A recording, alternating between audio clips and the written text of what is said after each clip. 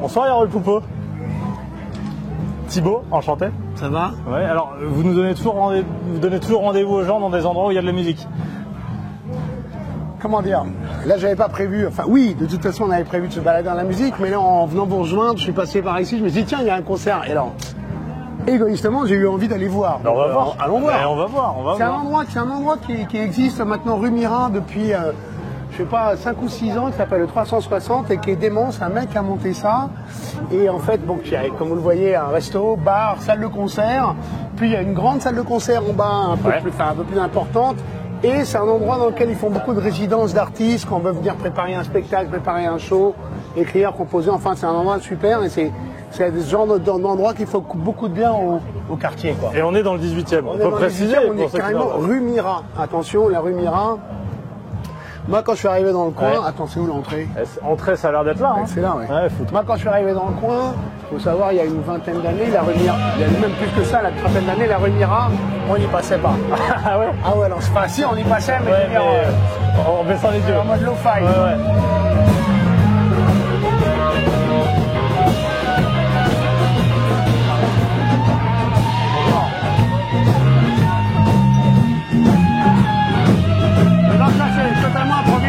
Prévu d'arriver là. C'est parfait. Alors, il est bon. Il est bon? Ah ouais.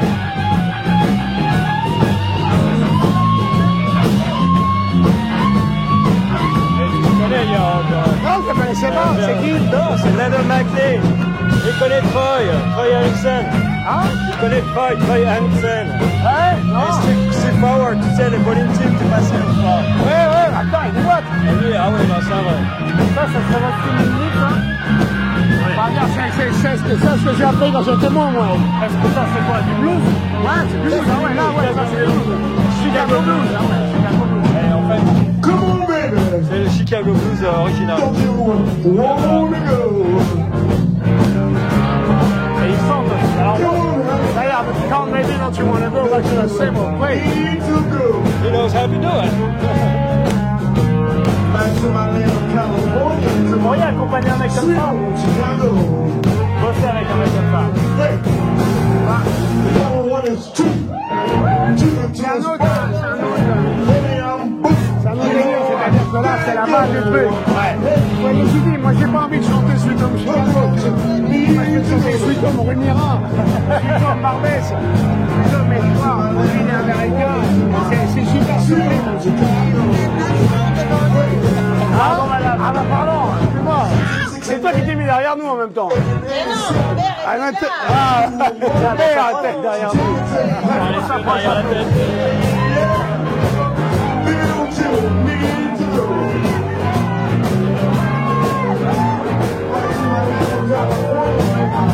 Est-ce que c'est pas l'essence de la musique, ça? Là, on est là, il y a un bar et on danse.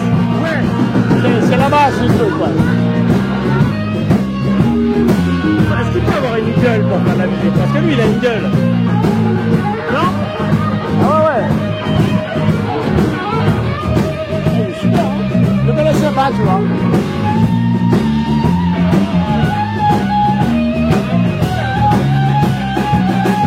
Voilà, quand on est sur lui, dans mon film. Alors ça, c'est un truc que vous faites, à ce qui paraît. Il faut descendre dans la salle pour faire la guitare. Dans des plus grandes salles. Classique, ça. C'est un gimmick, on va dire. Ça va, excuse-moi. On s'est déjà rencontrés au Nopli plusieurs fois. Ouais. J'ai une amie Nicolas, j'ai une amie Manu aussi. Si jamais vous voulez vous asseoir, Non, parce qu'en fait, on est sur un espèce de... On va là au direct, en fait, c'est pour ça. Il n'y a aucun problème. On a d'autres spots à voir. ok. Si jamais vous voulez vous asseoir, il y a de la place. Merci.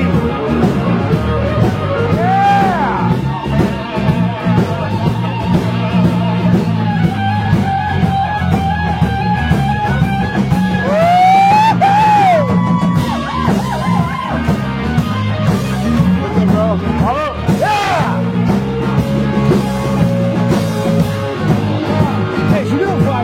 Je crois que c'est le meilleur début d'émission qu'on ait fait. Mais là, il n'y a pas de problème. Ça, c'est la fin. Merci, bonsoir. On va se coucher. J'ai adoré passer ces devoirs avec vous. Ah, mais jamais. Bonsoir.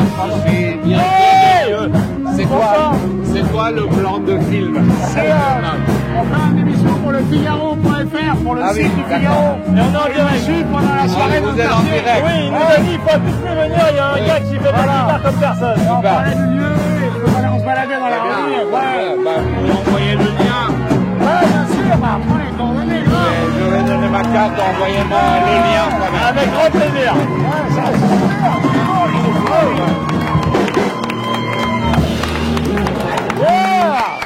On va voir le...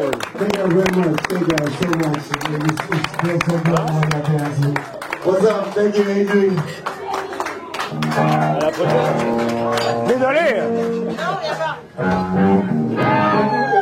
Tu t'en souviens pas, on a joué il y a très très longtemps. Je m'appelle Gilda, je suis dans Malka Family. T'as pas les yeux derrière la tête. Tu t'en souviens pas, je suis Merci Tes beaucoup. coordonnées. Avec plaisir. Je vous envoie un message. Oui. Dès qu'on a fini, je vous envoie un message. Parfait. Merci Donnez beaucoup. mon portable. Merci. Parfait. Ciao, mec.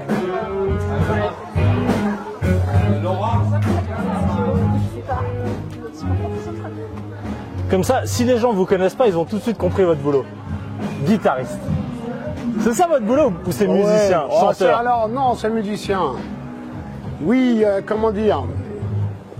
C'est ça qui est bien avec ce métier, tu vois, c'est que un coup, ce qui est bien avec ce métier, c'est la diversité du truc. C'est-à-dire qu'à un moment, tu vas te faire gaffe, il y a des... D'ailleurs, je vous présente Riyad parce qu'il va nous accompagner quand même Ok. pendant. On va marcher au milieu de la rue, là, il n'y en a pas de bagnole. Voilà, c'est bon. Ce qui est bien dans ce métier, c'est que c'est la diversité de ce que tu fais. C'est-à-dire qu'à un moment, tu vas être sur ton pieu avec une guitare, un matin, puis tu vas trouver une idée, d'une suite d'accords, ou d'une mélodie, ou d'un riff.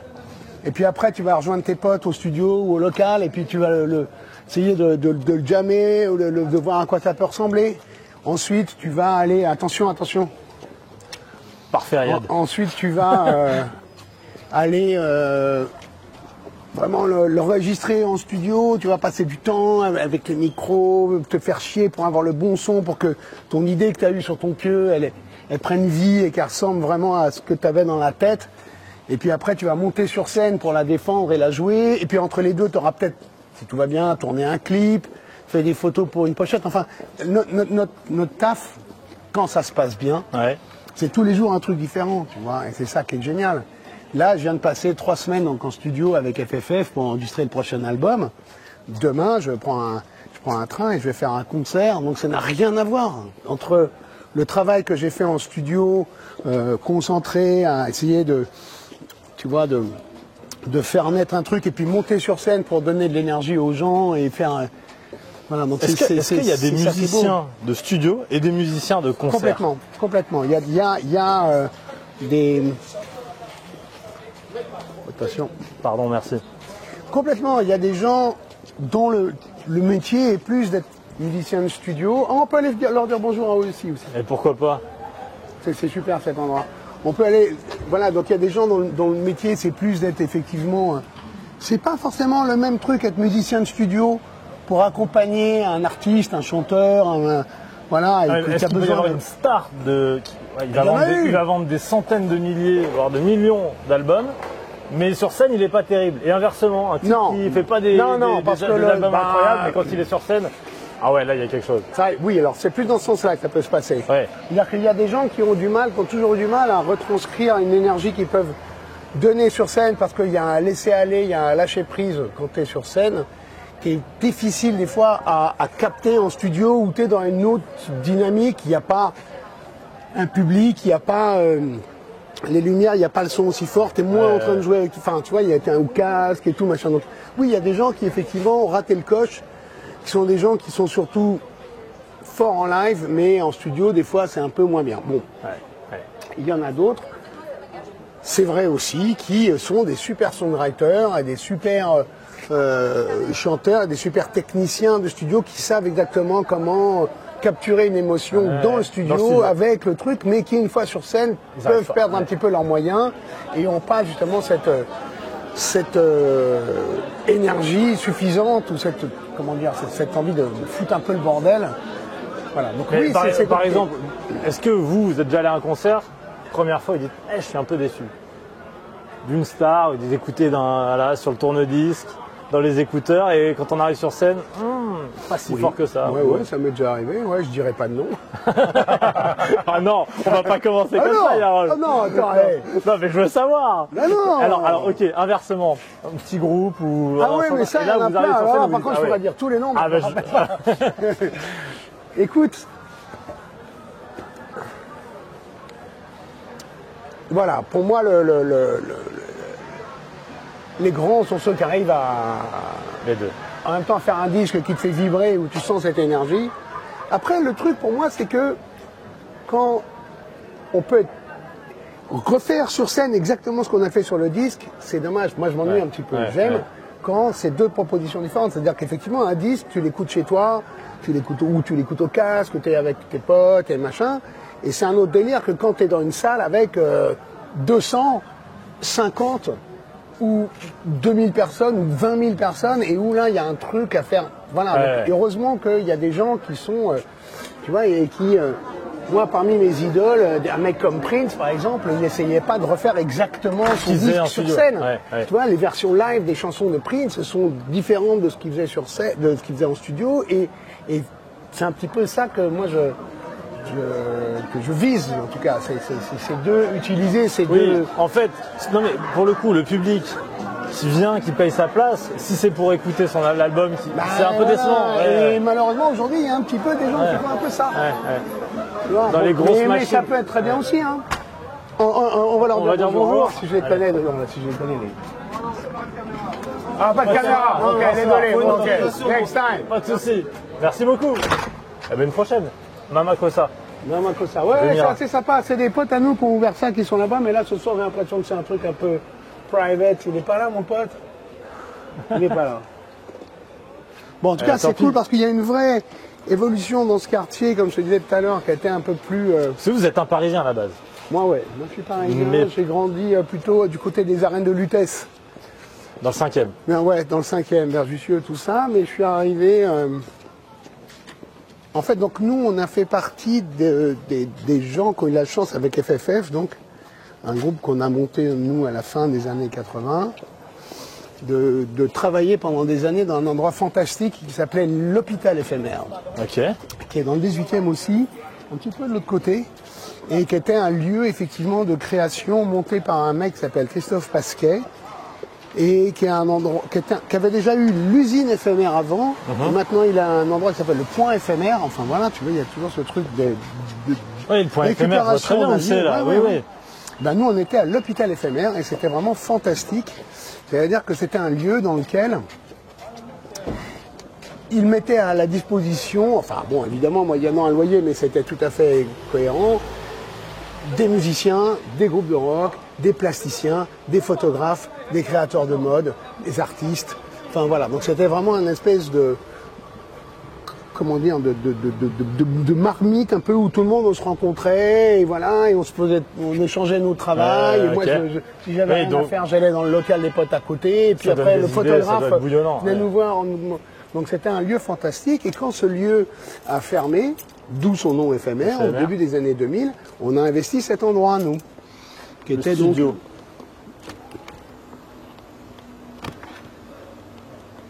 Bon. Parce que le cadre a changé. Et il faut que... Oui, ou là, le machin déconne. Voilà. Et donc, ça fait... Donc, bienvenue chez Salam Alaikum. Merci. Avec son odeur aussi... Vous n'êtes pas en odorama? Non, pas encore. Voilà, donc on est chez Salam, qui sont les studios qu'on a montrés, vous avez vu? Bonjour monsieur. Bonjour. En fait, j'ai oublié quelque chose à l'intérieur. Ah bah je t'en prie, c'est où? Ah ok, merci. J'ai pas envie de déranger.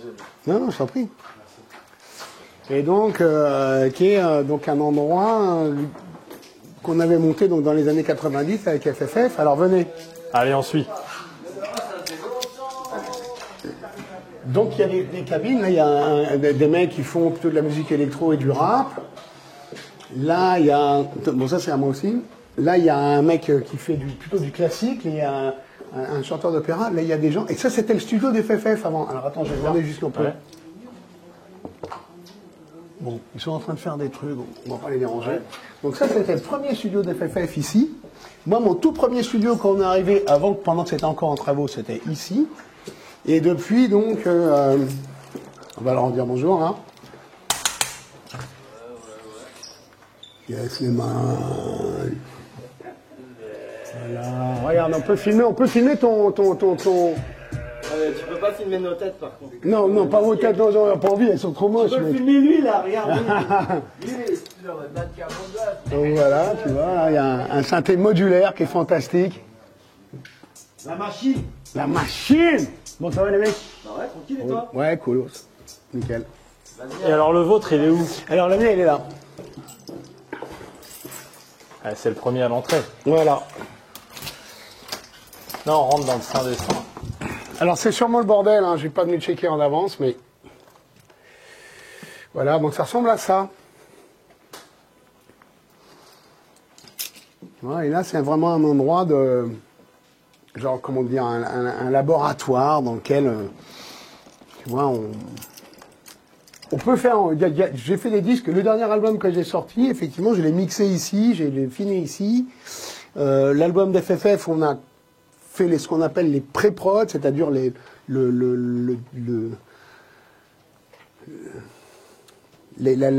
maquettes, quoi, ouais. Ici. Et c'est un endroit fantastique pour travailler. C'est dans Paris. Tu vois, c'est pas loin de chez moi. Le son de cette pièce est super, on a tout ce qu'il faut, on a tout le matos qu'il faut, mes amplis, mes guitares sont à côté. Pendant t'en as là des guitares d'ailleurs.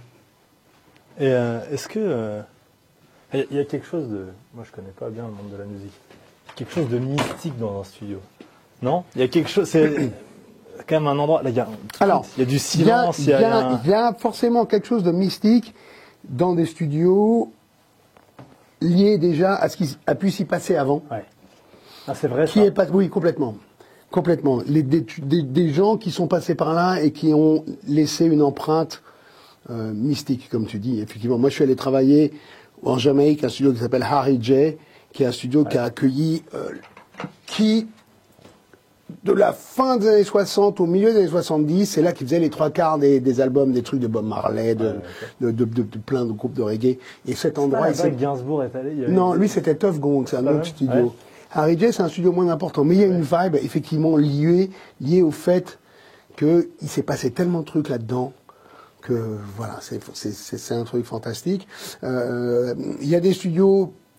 Pour moi, un studio, c'est comme des salles de concert, c'est la transpiration et c'est les fantômes des gens qui sont passés déjà par là avant, tu vois, qui font que cet endroit est magique ou pas. Après, il y a aussi peut-être de temps en temps, si on veut être mystique, un point géographique où l'endroit est posé sur un espèce de truc. Ouais.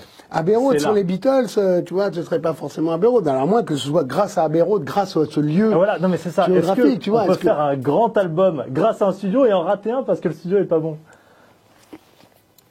Ouais, je pense. Ouais. Enfin, non, parce que ce qui est important avant, c'est les chansons, et c'est les musiciens, et c'est ce qu'on a raconté. Mais oui, on peut être déçu d'une vibe. Il y a des endroits qui sont... Après, ça dépend de chacun, ça dépend de ce qu'on a envie de raconter comme histoire quand on rentre en studio.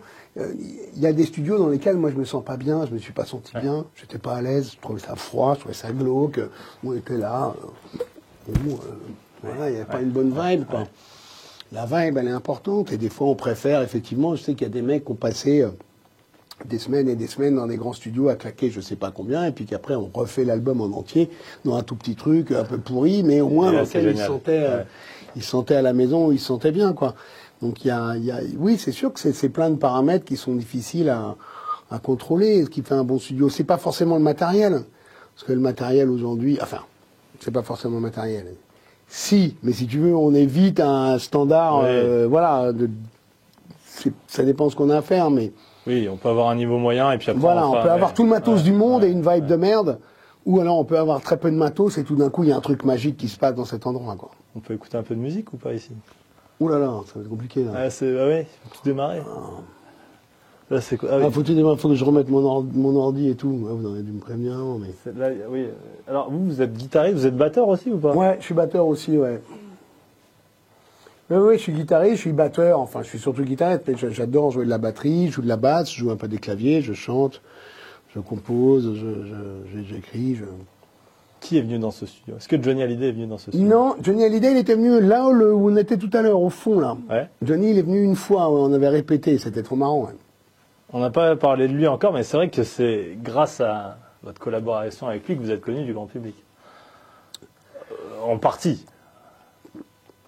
C'est sûr que ça a totalement,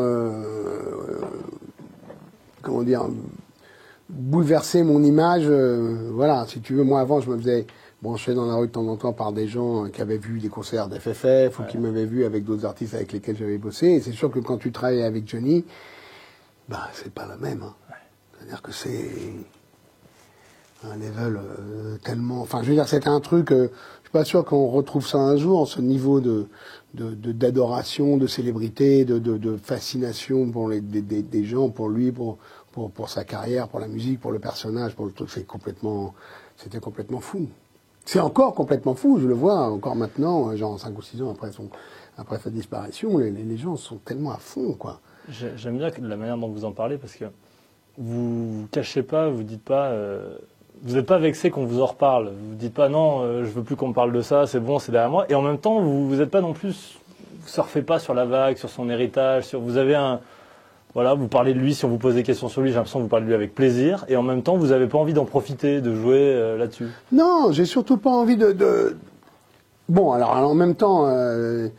Tu me dis ça, j'ai sorti un album il y a 3-4 mois qui est un hommage un petit peu à Johnny, mais qui est aussi un hommage au rock'n'roll et à ce qui, moi, m'a donné envie de faire cette musique et de jouer de la guitare quand j'étais môme. C'est-à-dire que les chansons de Johnny que je reprends sur cet album sont avant tout des standards et des classiques du répertoire qui a à l'origine de cette musique. Tu vois, des chansons de Chuck Berry, des chansons d'Eddie Cochrane. Parce que lui reprenait lui-même des oui, lui était vachement dans le... En tout cas, jusque la fin des années 60, il était vachement dans l'adaptation, on appelait ça, tu vois, de standards et de tubes. Ça marchait un peu comme ça, c'est-à-dire que les Ricains ou les Anglais faisaient un hit, et puis vite, il y avait la version en français par Johnny, puis il pouvait y avoir la version en italien par Adriano Celentano, ou la version en espagnol par je ne sais qui. Mais grâce à lui, cette musique, le rock'n'roll a été connue en France et les gens, par exemple, des chansons comme moi, que j'ai repris une chanson d'Eddie Cochrane, tu vois, un truc qui est 1957 que moi j'adore, Something Else. En France, elle est connue parce qu'elle s'appelle Elle est terrible. Personne connaît Something Else. Tu connais Something Else d'Eddie Cochrane? Non. Tu connais Elle est terrible de Johnny? Ah bah oui, bien sûr. Voilà. Donc moi, c'est ça, c'est-à-dire que comme tu disais, je cherche pas à surfer sur le fait que j'ai bossé avec Johnny. J'en suis très très fier. C'était un plaisir énorme et je le revendique à 100%. Et c'était vraiment un truc dément. La confiance qu'il m'a faite en tant que guitariste, en tant que directeur musical, c'était vraiment un truc de fou, quoi. C'était incroyable. Même dans mes rêves les plus dingues, j'imaginais pas me retrouver justement à jouer cette musique qui m'avait, moi, donné envie de prendre une guitare à l'âge de 12 ans dans des stades. C'est-à-dire qu'il y avait un truc, à un moment, il y avait un bug dans la matrice, quoi. Je me suis dit, mais qu'est-ce qui s'est passé? Donc je lui suis éternellement reconnaissant et voilà. Et après, j'ai pas non plus envie de surfer sur le truc en me mettant en gros en avant parce que j'ai envie de... Bon, il se trouve que j'ai fait cet album, mais pour pouvoir faire cet album, il a fallu que j'en fasse 2 autres qui n'avaient rien à voir avec les trucs de Johnny, qui étaient plus dans moi, mon envie de mélanger la musique, de mélanger... Moi, ce que j'aime, c'est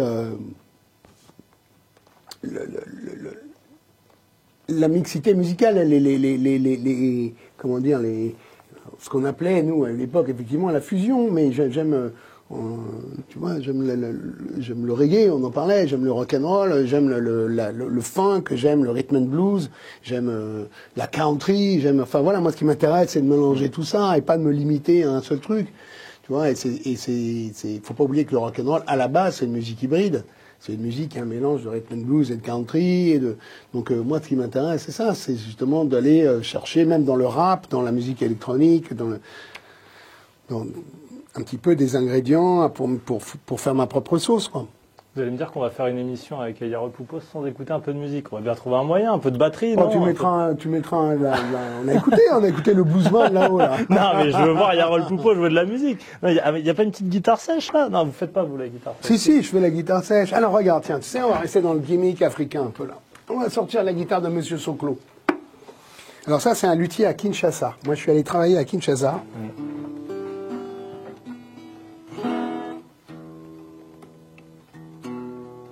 Pas sûr qu'on lui fasse la meilleure pub ce soir d'ailleurs.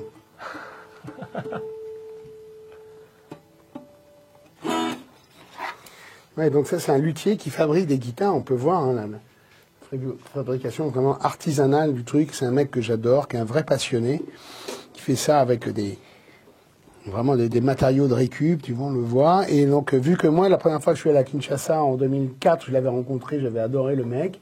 Depuis on a fait pas mal de collaboration, c'est-à-dire que je travaillais avec des luthiers parisiens qui, quand quelqu'un veut changer les micros ou les mécaniques, ou il se retrouve avec du matos qui sert à rien et tout, et ben on lui faisait des petits paquets qu'on envoyait à Kinshasa.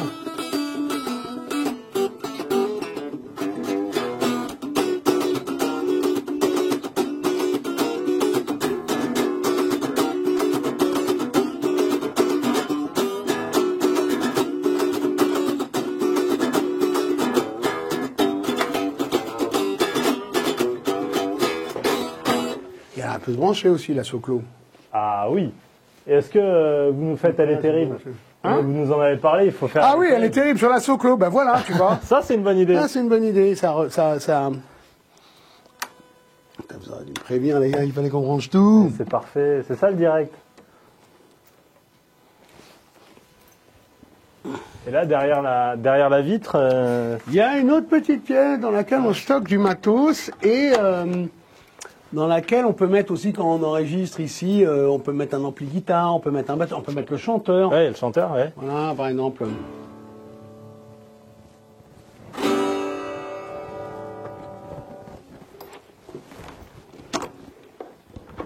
Alors ça marche pas. Évidemment. Ouais, oui. Ah bah non, c'est normal.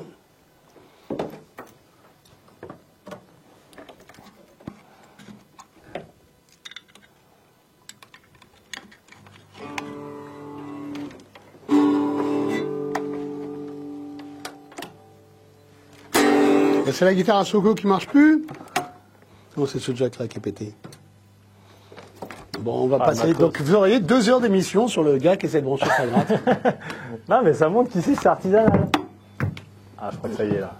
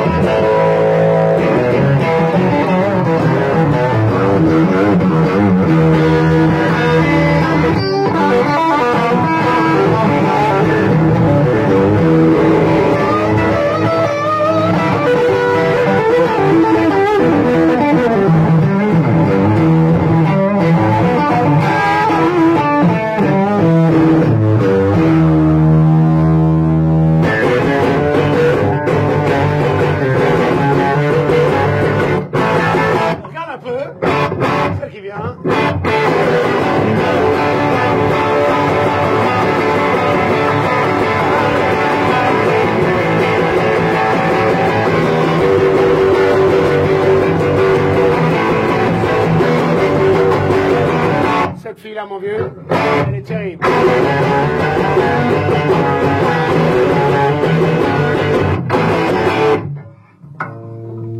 Voilà, elle sonne bien la guitare à Soklo quand même. Ouais. Elle est terrible cette guitare.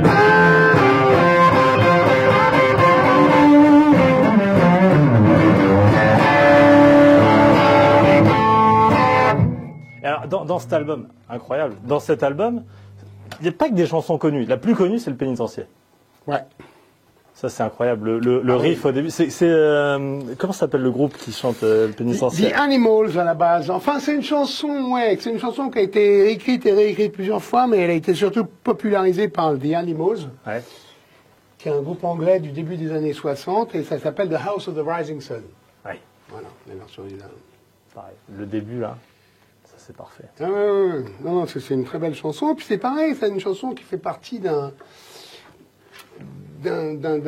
patrimoine, d'une histoire, tu vois, c'est passé. Elle appartient vraiment aux Français, cette chanson. Enfin, le pénitencier, en tout cas. Bah, peut-être le reste, mais elle a pris. Non, mais tout le monde connaît le pénitencier. Mais tout le monde connaît The House of the Rising Sun. Oui. Alors, c'est sûr que, de temps en temps, c'est vrai que l'adaptation, et c'est vrai que pour cette chanson, dépasse l'original. C'est-à-dire que la version qu'on a fait de Johnny, en changeant The Rising Sun, à la base, c'est Labro. C'est souvent Labro qui a adapté, non? Non, ça, je crois que c'est Hugo Frey qui a écrit. Ah oui, ok. Ouais, pourquoi pas? Ah ouais. Et à la base, la chanson, elle parle d'un bordel, tu vois, d'une maison close. There is a house in New Orleans, they call the Rising Sun. Et donc, alors que là, c'est bon, voilà, et effectivement, l'adaptation sur le pénitencier, les paroles sont super, c'est une très très belle chanson, c'est un grand kiff à chanter, et non, c'est un morceau important, ouais. Vous faites le riff du début.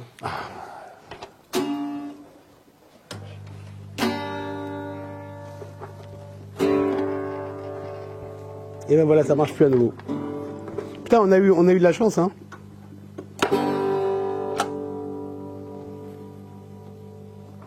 Ah si.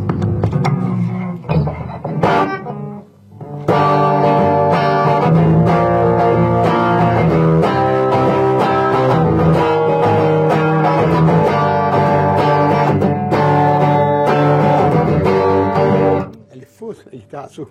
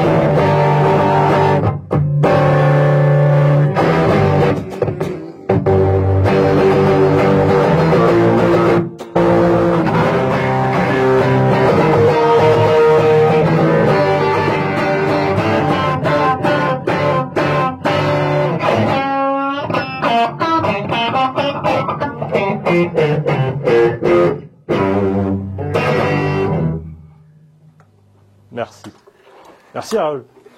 Dire que Johnny a chanté avec ses mains sur une guitare, grâce à vos mains sur une guitare.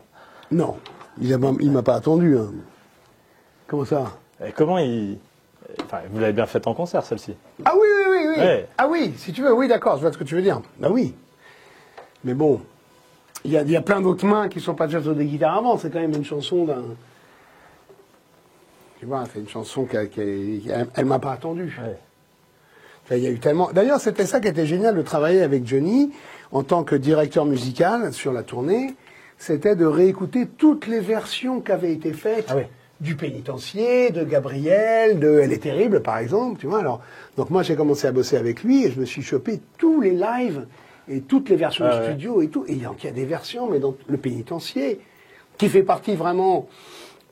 comment dire, de la vingtaine de chansons incontournaines qu'a été sur toutes les tournées, sur tous les albums live, il y a des versions. Oui, je pense que dans les 20 chansons les plus connues de Johnny, il y a des chansons, il y a des versions plus lentes, plus rapides, il y a des trucs avec des arrangements de cuivre complètement dingues. Oui, parce que la version originale est assez rapide.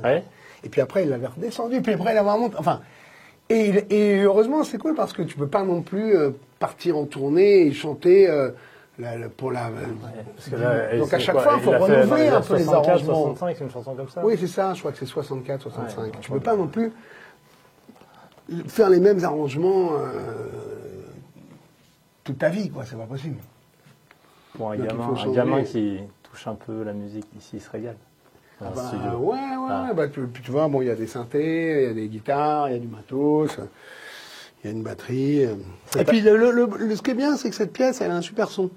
Cet album. Il y a le piano octel à Boris Vian, tu vois. Ouais. Cet album, vous l'avez fait seul? Le dernier, ouais, j'ai tout fait. Alors, c'est-à-dire, on enregistre un peu de guitare. Exactement. C'est-à-dire que, par exemple, le pénitencier, je prends une guitare sèche et je prends un micro et je chante le pénitencier en choisissant un tempo. Okay. Tu vois, je trouve le bon tempo, un peu rapide, un peu plus lent. Et je chante la chanson en entier, je l'enregistre. Okay. Et ensuite, je me la mets dans le casque et je fais la batterie. Ok. Tu vois,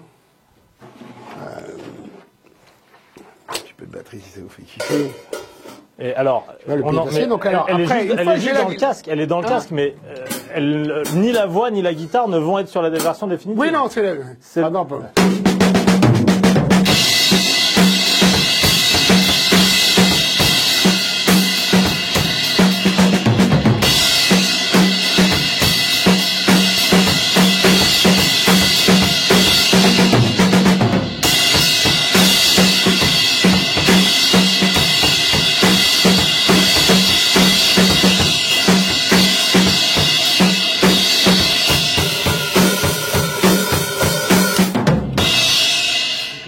ça, donc du coup, c'est la batterie. Et après, quand je suis content de la batterie, je garde la batterie, j'enlève le truc, je refais la basse, je refais la guitare, je mets un piano s'il faut, ou un orgue, et puis je chante la chanson. Et petit à petit.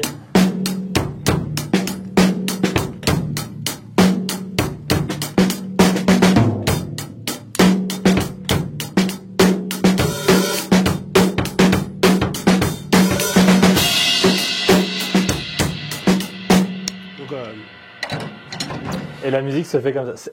C'est presque triché. Non mais, pour les gens qui connaissent pas, on se dit, pourquoi tricher ? Il y a un groupe qui travaille ensemble, ils sont ensemble dans le studio.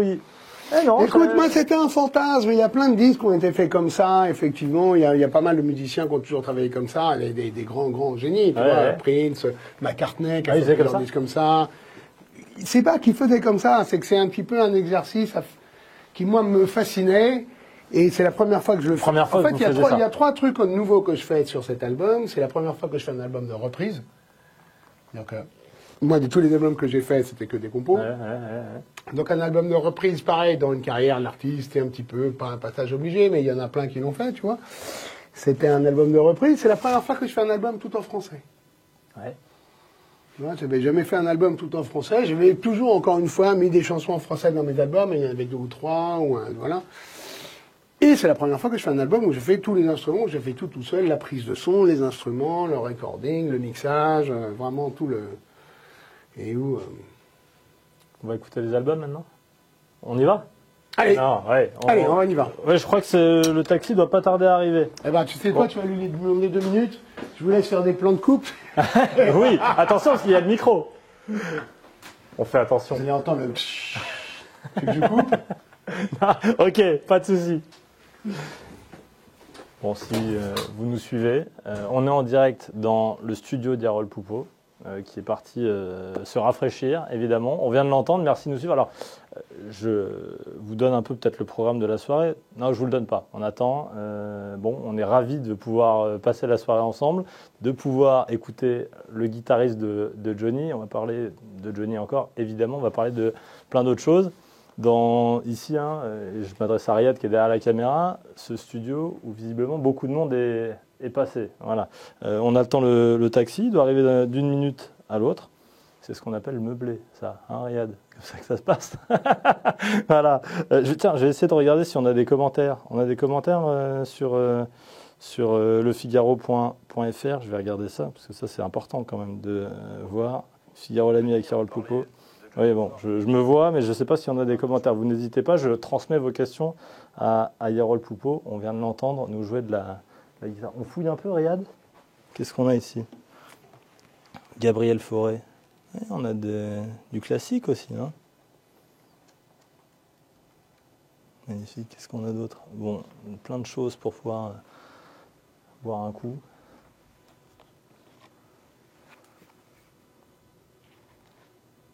Manuel.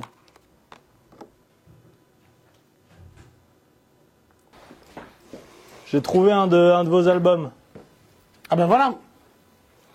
Et ça, c'est mon pote Thibaut Covin avec lequel j'ai eu la chance de travailler, qui est guitariste classique. Ouais, Bach. Ouais, voilà. Donc ça, c'est son dernier album, où il rend hommage à Bach. Mais on a travaillé ensemble sur un EP qu'on a sorti, il y a à peu près 1 an, qui était à la base un voyage sur les traces de Victor Hugo. Ok.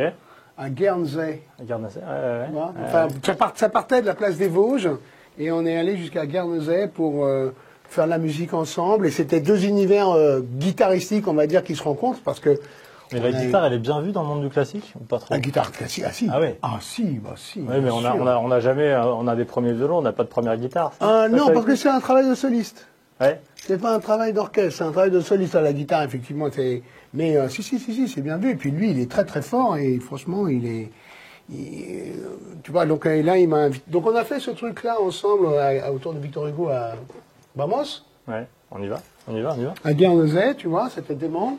Et du coup, il m'a invité ensuite à bosser avec lui sur d'autres trucs. On a fait un concert à Nice avec l'orchestre symphonique de Cannes. Et on a fait un truc aussi ensemble pour son concert au Théâtre du Châtelet à Paris.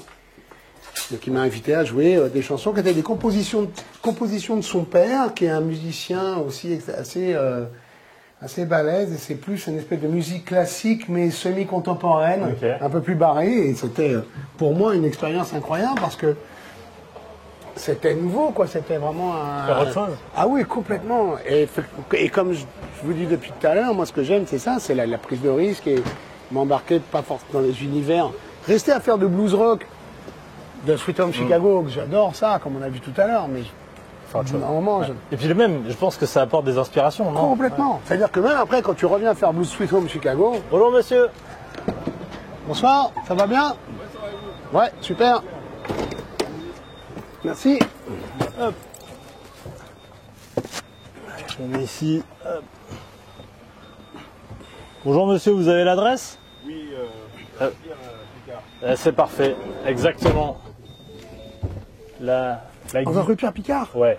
Dans le nouveau? Exactement. Ah, trop bien! Ah, je pensais qu'on allait encore dans du truc. Ah, mais génial! Donc, on va écouter un peu de musique. Bien. La guitare, est-ce que c'est un objet presque de fascination chez vous? C'est totémique, quoi. Enfin, ouais, pas mal ce terme, totémique. Ouais, complètement. C'est-à-dire que effectivement. Merci. Oui, il y a un truc. C'est en même temps totem. Il y a un côté un petit peu aussi. Comment dire? Tu vois, on aurait pu aller boire un verre ici aussi, c'est sympa.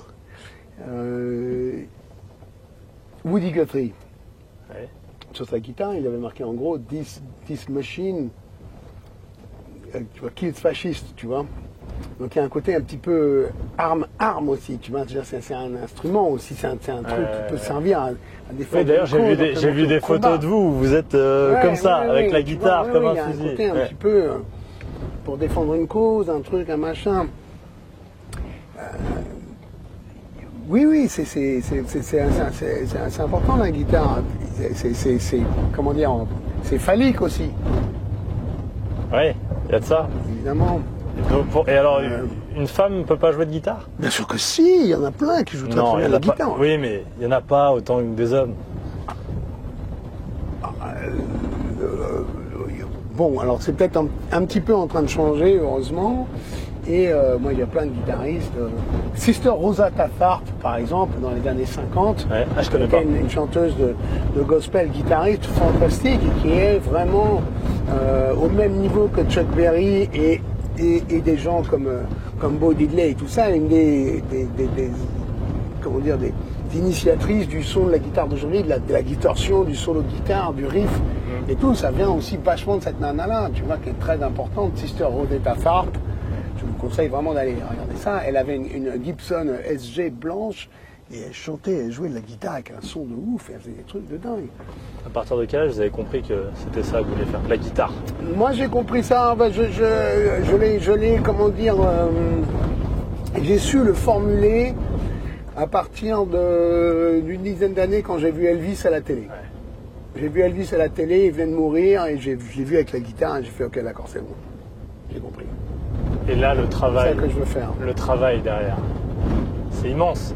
Est-ce qu'on peut s'imaginer la charge de travail quand on commence? On se dit ouais je vais en faire ou on sait que ça va être... Alors, il y avait deux options. Il y avait jouer de la guitare un petit peu pour draguer des nanas et puis s'éclater avec ses potes le week-end. Ouais.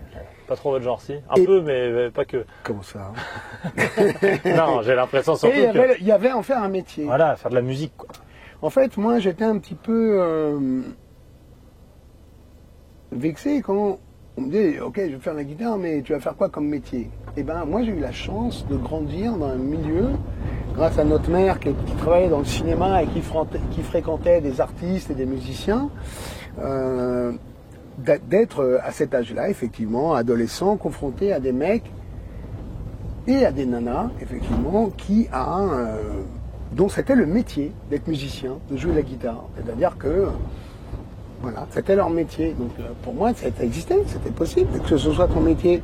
C'est un peu comme si on est dans une famille de, je sais pas, de boulanger, ou de maçon, de je sais pas quoi. Voilà. Donc effectivement, moi je connaissais des gens. On entend souvent des gens qui disent, c'est pas un boulot ça. Fais des études. Et... Non, voilà. Chez vous c'est bon. C'était bon, ça pouvait être un boulot. Ok, c'est très bien la guitare, mais tu vas faire quoi comme métier? Ah ben non, moi je connaissais des gens dont c'était le métier qui gagnaient leur vie en jouant de la guitare. Donc, ou en étant des artistes en tout cas. En étant des artistes, ouais. Donc ce que j'ai compris très jeune, c'est que, d'accord. Je peux gagner ma vie en jouant de la guitare, mais il faut que je l'apprenne et que j'envisage la chose comme un vrai métier. Non pas comme un truc que je vais faire de temps en temps, histoire d'avoir le niveau pour jouer. Si je dis que je vais en faire un métier, il faut que je fasse. J'ai eu 2 formations professionnelles, c'est-à-dire que quand j'étais au lycée, je bossais suffisamment le bahut pour avoir mon bac et pour être tranquille avec ses études. Voilà. Après le bac j'ai arrêté, mais j'avais quand même envie d'avoir mon bac parce que je me suis dit je suis pas allé jusque là pour rien et puis même mine de rien ça m'intéressait parce que j'apprenais des trucs cool. Je me suis dit que ça pouvait me servir et puis comme ça au moins mes parents étaient tranquilles et à côté de ça dès que j'avais fini mes devoirs je me mettais à préparer mon autre métier en apprentissage un peu de ce que c'était ce métier de musicien, de rock'n'roller, de guitariste, voilà donc d'apprendre des morceaux, de bosser des gammes, de passer des heures à essayer de déchiffrer tel riff, qu'est-ce qui se passe, non c'est pas comme ça, non attends mais c'est pas comme ça. Voilà, voilà donc moi j'ai toujours pris ça très au sérieux. J'ai lu un papier de nos confrères, Libération, sur vous. Ouais. Et ils disent, ça va peut-être vous vexer d'ailleurs, vous allez me dire, ils disent, Yarol Poupeau c'est pas le talent de Keith Richards ou de Hendrix, c'est plus un Bertignac, c'est un travailleur. Il n'a pas le... Est-ce que c'est vrai? Il parlait de Bertignac. Moi j'aime beaucoup lui Bertignac. Et franchement, alors, comment dire? Est-ce que vous êtes un talent pur ou est-ce que vous êtes un besogneux? Et d'ailleurs, est-ce que c'est vexant? Oui, non, c'est surtout, je suis désolé, mais c'est surtout vexant pour Hendrix et Keith Richards, qui sont des putains de travailleurs. Ouais. Tu vois ce que je veux dire? Ça n'existe pas, le talent. Comme ça, tomber de rien.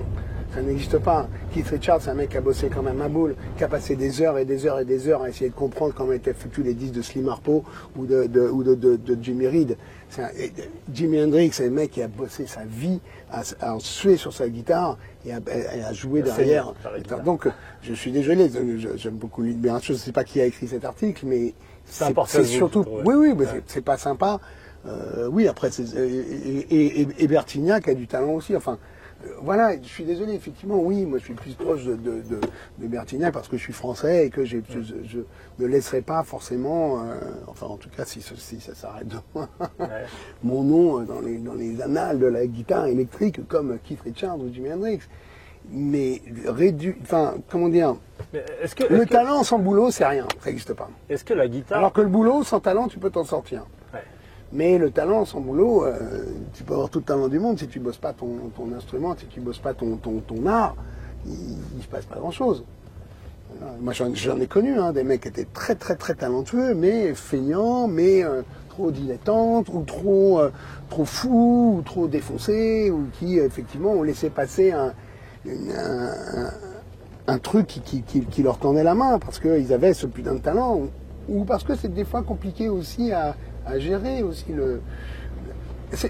comment dire, c'est pas un job facile. C'est-à-dire que moi, j'ai signé un deal où à 20 piges, je suis monté dans une camionnette pour faire 600 km, monter sur scène dans des conditions horribles pendant 2 heures, à suer, à dormir dans un hôtel miteux, à bouffer un sandwich dégueulasse, et à revenir 2 jours plus tard, lessivé, cuire, ratatiné, et mettre 3 jours à m'en remettre. Mais c'est ça que j'aime, c'est ce que c'est pour ça que j'ai signé. C'est ça la vie du rock'n'roll. Ce que j'ai vécu avec Johnny, c'est un accident. Un accident de parcours, ça n'existe pas. Voyager en jet privé pour aller faire des stades, ça n'existe pas. Faut pas croire que c'est ça ce métier. Ce métier, c'est monter dans une camionnette, faire 500 bornes, jouer, faire kiffer les gens dans un bar, finir en sueur, crever et rentrer à l'hôtel, dormir 2 heures et reprendre la route dans l'autre sens. C'est ça la réalité de ce métier. Et il y a des gens qui ne sont pas faits pour ça. Johnny était fait pour ça. Ouais. Est-ce que, comme en sport, la guitare, d'ailleurs c'est bizarre parce que c'est un art quand même la musique, est-ce qu'il y a une performance, est-ce qu'il y a, je vais être le meilleur, est-ce qu'il y a un classement des meilleurs guitaristes, j'ai vu ça, et pourquoi ces mecs-là, pourquoi Hendrix, pourquoi on prend les mêmes, pourquoi ils sont plus rapides avec leurs doigts, ils sont plus rapides avec leurs oreilles, c'est quoi le truc? C'est des gens qui sont touchés par la grâce. Donc ça tombe un peu du ciel quand même. Ouais, ça tombe du ciel, complètement. Mais encore une fois, parce qu'ils se sont donné les outils pour que ce rayon, comment dire, divin, je sais pas quoi, puisse... Ils sont restés dessous. Voilà, c'est comme John Coltrane par exemple, c'est comme, tu vois, des gens comme ça qui effectivement, au bout d'un moment, et j'ai été des fois témoin de ça, sur scène, des gens, c'est plus eux qui jouent. C'est-à-dire que tout d'un coup, il y a un truc où les mecs sont habités par la musique. Tu vois, ils savent ce qu'ils ont à faire, mais au bout d'un moment, c'est plus eux qui sont aux commandes du truc. C'est-à-dire qu'il y a un espèce de truc divin qui leur tombe sur la gueule. Et il y a un lâcher-prise, un abandon. Et c'est ça qui est beau dans le rock'n'roll, c'est ça qui est beau là-dedans, c'est effectivement cet abandon, ce lâcher prise, ce risque, quoi, se laisser aller complètement. Moi, les plus beaux concerts que j'ai fait de ma vie, je ne me rappelle pas. Ah ouais?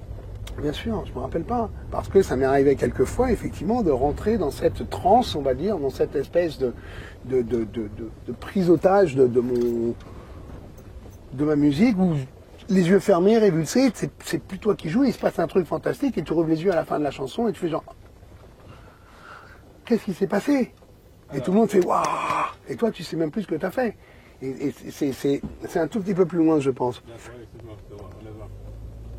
Et ça, quand ça arrive. C'est au 9, monsieur, numéro 9. Ah bon?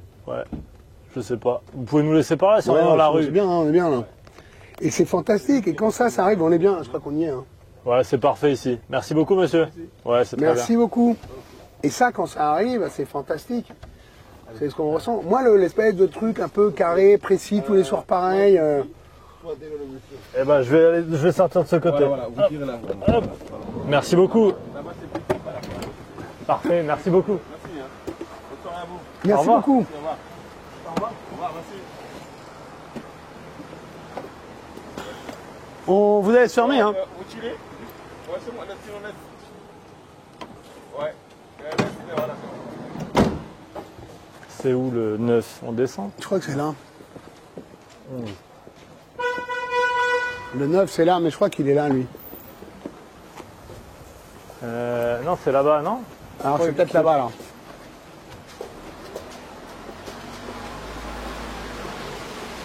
Peut-être. À moins que ce soit là et que ce soit pas encore... Ah oui, Ah, le faux cul. Ah, le faux cul, tu vas l'enlever dès demain matin.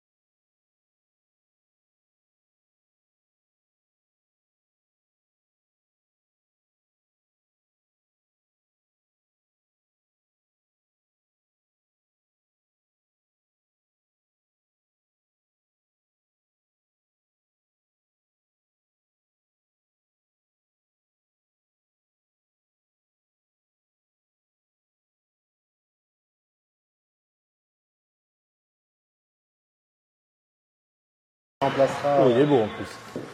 remplacera le moment de l'écoute. Il y a quelque chose de cérémonial avec le vinyle. Tu prends le temps, tu te consacres au disque. Déjà, tu es obligé de... Oui, ah oui, bon, ça va faire. Ouais. Attention.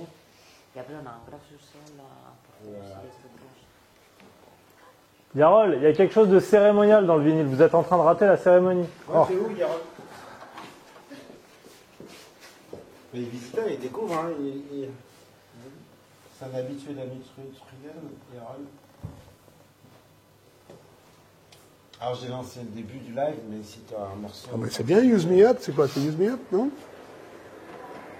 Ouais, très bien, c'est le grand hit, quoi.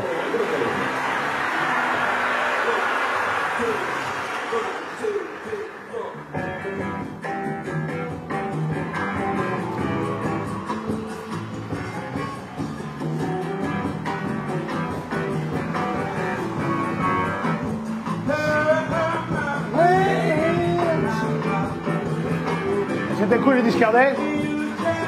Vous avez fait 100 balles, hein, ou... Ici, c'est la teuf. Pour faire découvrir la boutique, quoi. Ah ouais, trop bien. Avant l'ouverture, on avait distribué 150 tickets. Il y avait mieux que des deux côtés partout. Ah, Et après, la caisse, la queue, elle faisait un serpentin. On s'est fait là, c'était trop bien. On est super content. Génial. On avait peur que la communication passe pas, le changement. Oui, oui, oui. Ça restait ouvert là-bas, mais le scanner était là. Et en fait, ça a bien fonctionné. Hein. Et on a fini dimanche avec le showcase de... Tu vois, je t'avais parlé de Théo Lorenz. Oui, bien sûr, je connais par cœur, ouais. Il a dû jouer là, Théo? Il a dimanche. Ah, c'était bien, non? C'est super. Il est vraiment barré dans la tricoune à l'ancienne, quoi. Ah ouais, de plus en plus. Ah ouais, ouais, de plus en plus. Big, dans un truc country un peu, justement... On parle d'un mec qui s'appelle Théo Lorenz, qui est un musicien français que moi je connais depuis qu'il a, je sais pas, 14 ans. Et à la base, il faisait du rock un peu 70s, classique rock, un peu Hendrixo, il jouait très très bien. Et puis après, il s'est barré d'un truc un peu plus psyché. Et puis après, un peu soul. Et là, depuis 3-4 ans, il s'est plongé dans la country. Ouais, c'est Nashville. Ah ouais, Nashville à fond. Mais genre country chic. Ouais, pas country. Très chaud. Ouais. Il chante super et il fait des Country chic. Ouais. C'est quoi? C'est pas la country du fin fond du. Non, c'est la country l'Amérique profonde, quoi. léchée, la country songwriter balèze, un peu plus Charlie Rich, truc comme ça. Non, franchement, c'est assez impressionnant. Bon, j'admets que c'est très très bon. J'admets, Yarol. Comment ça t'admets? Ah, non, j'ai pas eu de doute. Et c'est pour ça qu'on fait venir des experts. Hein, nous, on prend pas des Use secondes couteaux. me up. Tu viens de l'acheter, hein, t'as intérêt à... Je vais l'acheter. Yarol, est-ce qu'un amateur de musique, de rock, comme vous, c'est forcément un nostalgique? Pas du tout, au contraire. Enfin, en ce qui me concerne, pas du tout nostalgique. J'essaie de pas du tout nostalgique. Après, c'est sûr qu'il y a, dans la musique que j'aime, beaucoup de disques qui sont des disques qui ont été faits dans les années 50, 60, 70. Mais je m'intéresse vachement à la musique qui est faite aujourd'hui. Je suis d'ailleurs assez regardant envers les groupes qui, aujourd'hui, refont exactement un truc qui a été fait dans les années 70. Il y en a pas mal et ça ne m'intéresse pas. Moi, ce qui m'intéresse, c'est les gens qui vont voir devant, qui vont voir le... Quand Jimi Hendrix est sorti, c'était la musique du futur. Quand Led Zeppelin a débarqué, les gens n'avaient jamais entendu ça. Même quand le B.B. King a débarqué, qu'il a branché sa guitare, les gens ont fait « Wow, c'est quoi ce truc ?» Moi, ce qui m'intéresse, c'est les musiciens qui vont de l'avant. Alors, c'est... Dans le rock, on peut dire que beaucoup de choses ont déjà été faites, mais il y en a encore certains qui, effectivement, font de la recherche et essaient de renouveler le genre. C'est une musique qui est vivante, c'est pas une musique. Si c'est pour mettre le rock'n'roll dans les musées, moi, ça m'intéresse pas. C'est pour refaire exactement... Il y en a plein des groupes qui refont des trucs exactement... On s'en fout un peu. Ouais, enfin, je veux dire, c'est cool, hein, tant mieux, les gars. Vas-y, allez-y. Mais moi, ça m'intéresse pas de... Bon, enfin, c'est un peu ce que j'ai fait en même temps sur mon dernier Scud, mais... Ouais, mais est-ce que...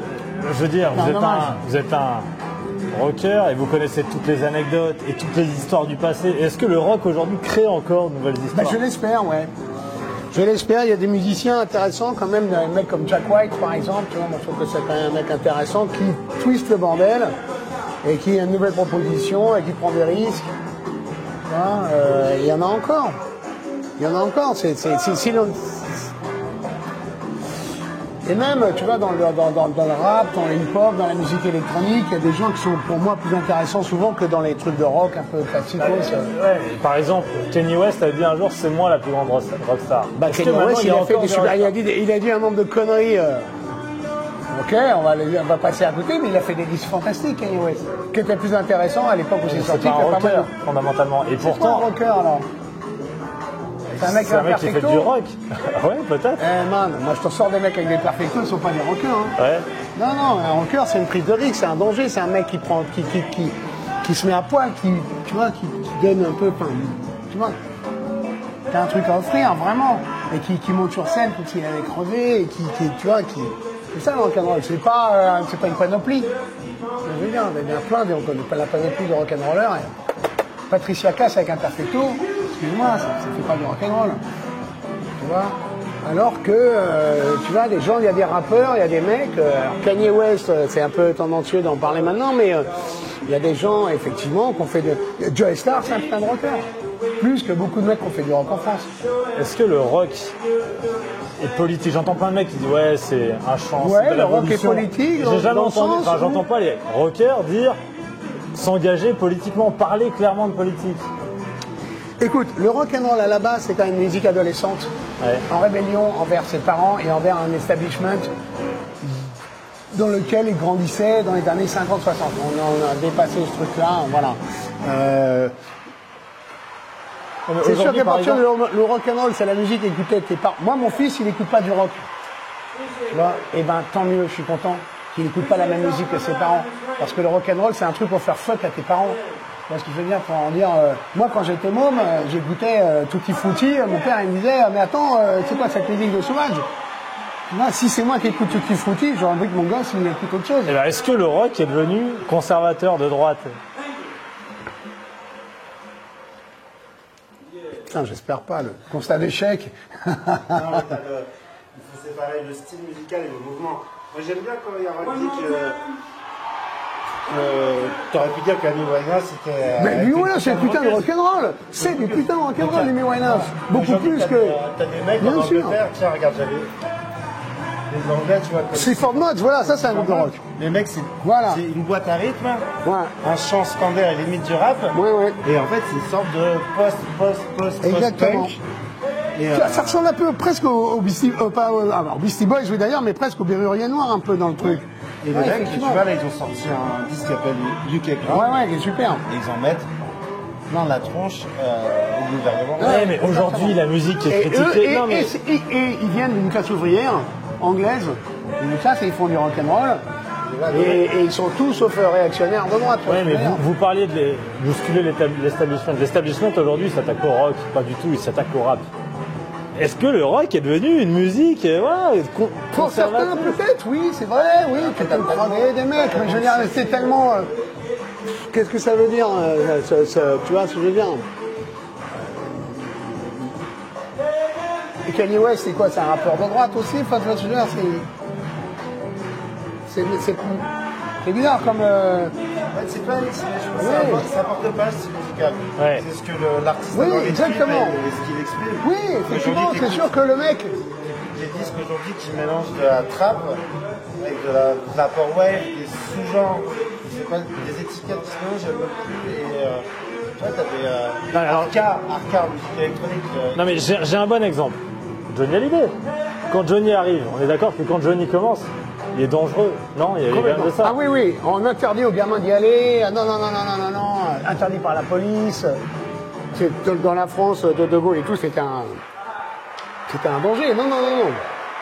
Johnny oui, mais à la bon, fin. après, mais Johnny à la fin, man, c'est le... Oui, bon.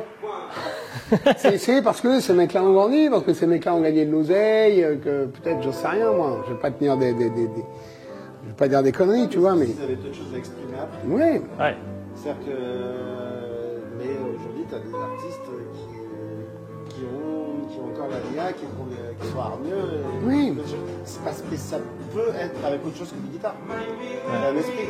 Et effectivement, dans les années 60, les années 50, les années 60, et après avec le punk, dans les années 70, les guitare, c'est l'électricité qui représentait ce moment-là. Mais aujourd'hui, ça peut être il y a encore des punks à Paris. Mais même, il y a encore plein de mômes qui prennent des guitares, qui montent sur scène et qui ont envie d'en découdre. Et ils sont hyper bien. Après, c'est sûr qu'il y a, mais je veux dire, c'est comme un peu dans tous les styles musicaux, il y a effectivement, alors peut-être, si ça te fait plaisir, il y a effectivement peut-être un courant de rock de droite. Oui, effectivement, il y a même, moi j'appelle ça du rock de keuf.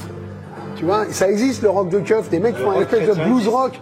Un peu relou, un peu, tu vois, je veux dire, des Joe Bonamassa ou des trucs comme ça, c'est du rock de keuf. Voilà. On préfère le rock de révolutionnaire, qui est peut-être plus intéressant, tu vois, les Clash, des trucs comme ça, que le rock de keuf. T'as toujours vu, t'as eu Lynyrd Skynyrd, tu vois, qui ont toujours été des mecs un peu... un petit groupe français, là, dont on parle pas mal en ce moment, qui s'appelle des vulves assassines, les nanas, c'est des gamines, et tu vois, elles ont une accent de guitare, et... Elles vont mettre dans la gueule à Macron. Ouais. Voilà. Si aujourd'hui on veut faire la révolution en musique, les gamins ils prennent un sample de rap et ils rappent quoi. Alors la question c'est est-ce que le rap est de droite? Ah bon, pourquoi pas? Ah mais alors ça m'intéresse. Non mais tu vois pourquoi? J'en sais rien mais bon déjà c'est un autre délire. Au moins de mélanger les... On parle de musique, on parle d'investissement, on parle de... Non mais vraiment ça m'intéresse. Est-ce que le rap est de droite? Pourquoi? Parce qu'il y a des rappeurs de droite et des rappeurs qui sont plus de gauche. Enfin, tu vois ce que je veux dire? Oui. À la base, le rap, pareil, c'est un truc révolutionnaire, enfin un truc, comment dire, d'une revendication. Public Enemy, Fight the Power. Tu vois, les premiers trucs de rap, KRS-One, tu vois, les mecs, c'était des trucs qui parlaient de la condition des Noirs là-bas, de l'oppression, des trucs. Il y avait une revendication politique. Ouais. À la base du rap, les Last Poets, qui est un des premiers groupes de rap, machin, c'était, tu vois, c'était pour l'émancipation contre les... Voilà. Là, aujourd'hui, le rap, c'est les mecs qui parlent que de bagnole et de grosettes, ces trucs et de machin. C'est pas les mêmes... Mais, comme encore une fois, est-ce que... C'est comme dire, est-ce que, par exemple, la boulangerie, est-ce que être boulanger, c'est d'être de droite? Tu vois ce que je veux dire? Donc non, il y a de tout. Dans le rock'n'roll, comme dans le rap, comme dans le reggae, il y a des putains de rastaman d'extrême droite qui sont des connards finis. Tu vois, homophobes, machin, je veux dire racistes et tout. Alors que, bon, c'est comme dans tout. Est-ce que les chauffeurs de taxi sont de droite? Tu vois, j'en sais rien. Il y a tout. Donc, tu vois... Est-ce que Figaro est de droite? Oui, ça je crois. Ça je crois qu'il n'y a pas de... Voilà, je crois comment c'est clair. Et t'es avec nous. Exactement. Le sujet de politique, de musique. Alors, elle peut avoir son importance. Ouais. Les artistes qui ont affirmé des choses, qu'ils ont revendiquées et qui doivent les assumer. Et après, t'as plein d'artistes qui s'expriment musicalement. Pour parler d'amour, oui. Pour parler de drogue. Et puis, mine de rien, quand même, et pour en revenir, parce que moi, m'a fait bander chez Elvis quand j'étais môme, c'était pas la politique, c'était l'entertainment, c'était le divertissement, tu vois, et le fait de faire kiffer les gens, juste, que peu importe, il n'y a rien de politique, tu vois. Pourtant, Dieu sait si c'était politique à la base d'Elvis, parce que lui, tu vois, il revendiquait une musique de soul mais voilà, il y a aussi la dimension... C'est ça qui est génial, c'est qu'aujourd'hui, on va aux États-Unis, Elvis, il est vénéré par les républicains, pas par les démocrates. Si, par les démocrates aussi. Ouais, aussi. Oui, par les démocrates aussi, bien sûr. Bien sûr, il porte plein de... Oui, non, mais bien sûr. Non, mais je pense que typiquement, on peut écouter Johnny être de gauche ou de droite, il n'y a pas de... Ah, voilà. Non, mais bien sûr. Moi, je peux dire, dans le public de Johnny que j'ai connu, tu vois, qui sont des gens qui venaient au concert de Johnny, mais il y en avait qui étaient des communistes, machin, mais hardcore. Et puis d'autres, peut-être, qui étaient Front National, enfin, tu vois, et puis tous, ils se rejoignaient au premier rang pour faire, voilà, ça dépassait tout ça, tu vois. Parce que Johnny, il jouait, quand il était môme, il allait jouer dans les usines, il allait jouer quand il était même la fête de l'humain plein de fois. Enfin, ça dépassait ce truc-là, c'est du divertissement. Il n'y a rien de... Pas de politique. Non, heureusement que la musique peut dépasser ça. Il n'y a pas de fraternité avec la musique, il y a de rassemblement. Donc il ne faut pas qu'elle soit que politique. Il faut qu'il y ait des artistes qui s'engagent politiquement. Si on est d'accord. On va revenir au début de ta question. C'est nécessaire. On a besoin d'eux. On a besoin de l'artiste pour exprimer les choses politiquement et pour guider les gens. Mais heureusement qu'on peut écouter de la musique et ne pas la politique. Non, et puis même quand le message politique, par exemple, Bob Marley ou James Brown, c'est politique. Alors, est-ce que c'est de gauche, de droite? C'est encore au-dessus de ça, mais c'est politique. C'est un... Tu vois ce que je veux dire? C'est un constat. Say it loud, I'm black and I'm proud. C'est pas une histoire d'être gauche ou droite, c'est une histoire de lutte. La musique de lutte.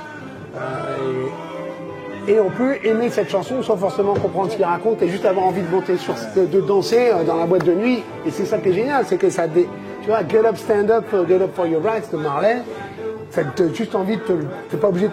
Enfin, tu vois, ça dépasse tout ça, quoi. Et pourtant, beaucoup de personnes disent que Bob Marley était raciste. Paradoxalement, tu vois. Donc, on continue notre périple? Allez! Exceptionnel. Et je pars avec le... j'ai pas le droit de demander où vous allez, c'est ça, c'est une surprise pour... Alors, on va où? On va chez Camille. Bon, un peu chez Camille. On vient nous rejoindre. Non. J'ai école demain. Voilà, ils sont devenus sages, les enfants du rock. Trop bien le magasin. Ça te plaît? Ouais. Trop bien, mec. Tellement. Et ouverture officielle. Faire un showcase acoustique, tu viendras faire un petit showcase. Grave. C'est quand l'ouverture du officiel? Là, on fait 2 mois de transition de déménagement, les gens découvrent. Et puis fin juin, on fait un lancement en Tu me bipes. Avec grand plaisir. I'll be there. Je prends l'album. It goes Bill Withers. away. Au revoir, Pepito. Ciao, Pepito. Il y a des grands disques, tu vas te régaler.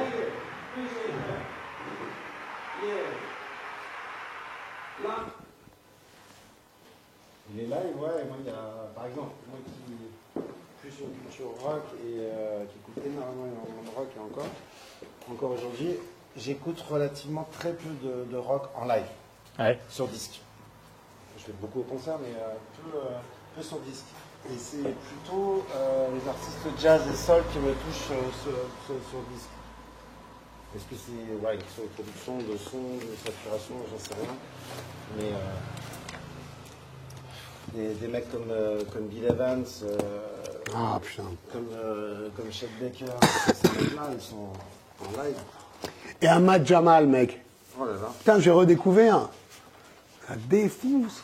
Le fameux live, là, je sais plus quoi, là, le truc avait vendu. Non, je sais plus quoi, là. T'en as, tu dois l'avoir, ça, je vois pas très de voir. Ah, ça, je vais choper ça, moi. Le plus connu, Not For You, un truc comme ça, je sais pas comment ça s'appelle. Génial. Est-ce que je vous mets un sac avec, monsieur? Non, je pars avec. Dans la main, ça, je le brandis. J'ai bien fait de venir. Je suis bien conseillé en plus. Merci beaucoup. Merci beaucoup. Yarol, je ne peux pas mieux te conseiller. Je suis un peu gêné là, de te faire payer un disque. Non, mais c'est certes. Je vais revenir en plus. On peut donner l'adresse? Ah ben oui, nouvelle adresse. C'est le but du jeu, ouais. Voilà. Donc, nouveau magasin Merci beaucoup. de balades sonores, rue Pierre Picard, au quel numéro? Pardon? Rue Pierre Picard, quel numéro? Le 8. Le 8, rue Pierre Picard. Et pendant 2 mois, il y a une transition entre l'avenue de Claudiane et la rue Pierre Picard. 300 mètres, c'est pas loin.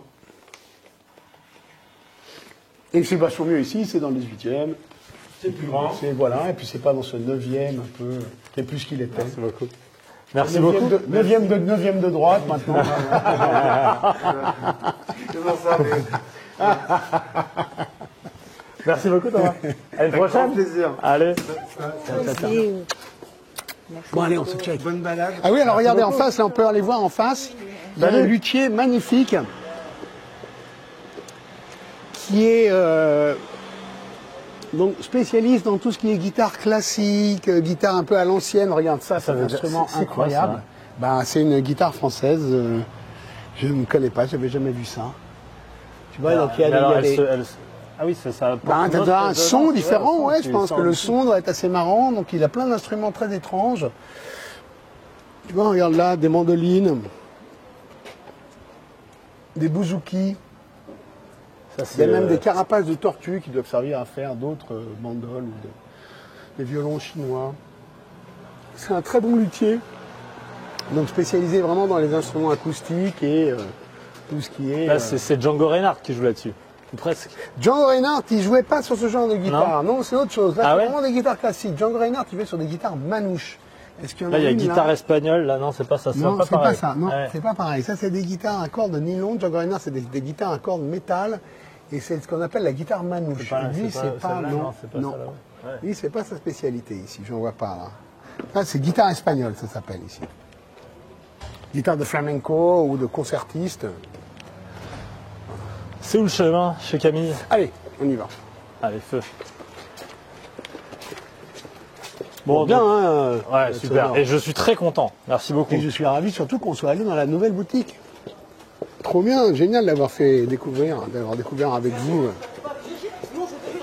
Et Thomas est vraiment, Thomas et sa nana sont vraiment des passionnés Ah, je vois ça. de disques, de musique, et puis très, effectivement, c'est ça qui me convient, très ouvert, très éclectique, comme on parlait. Ils aiment le jazz, ils aiment, fais gaffe, Il y a un poteau. voilà.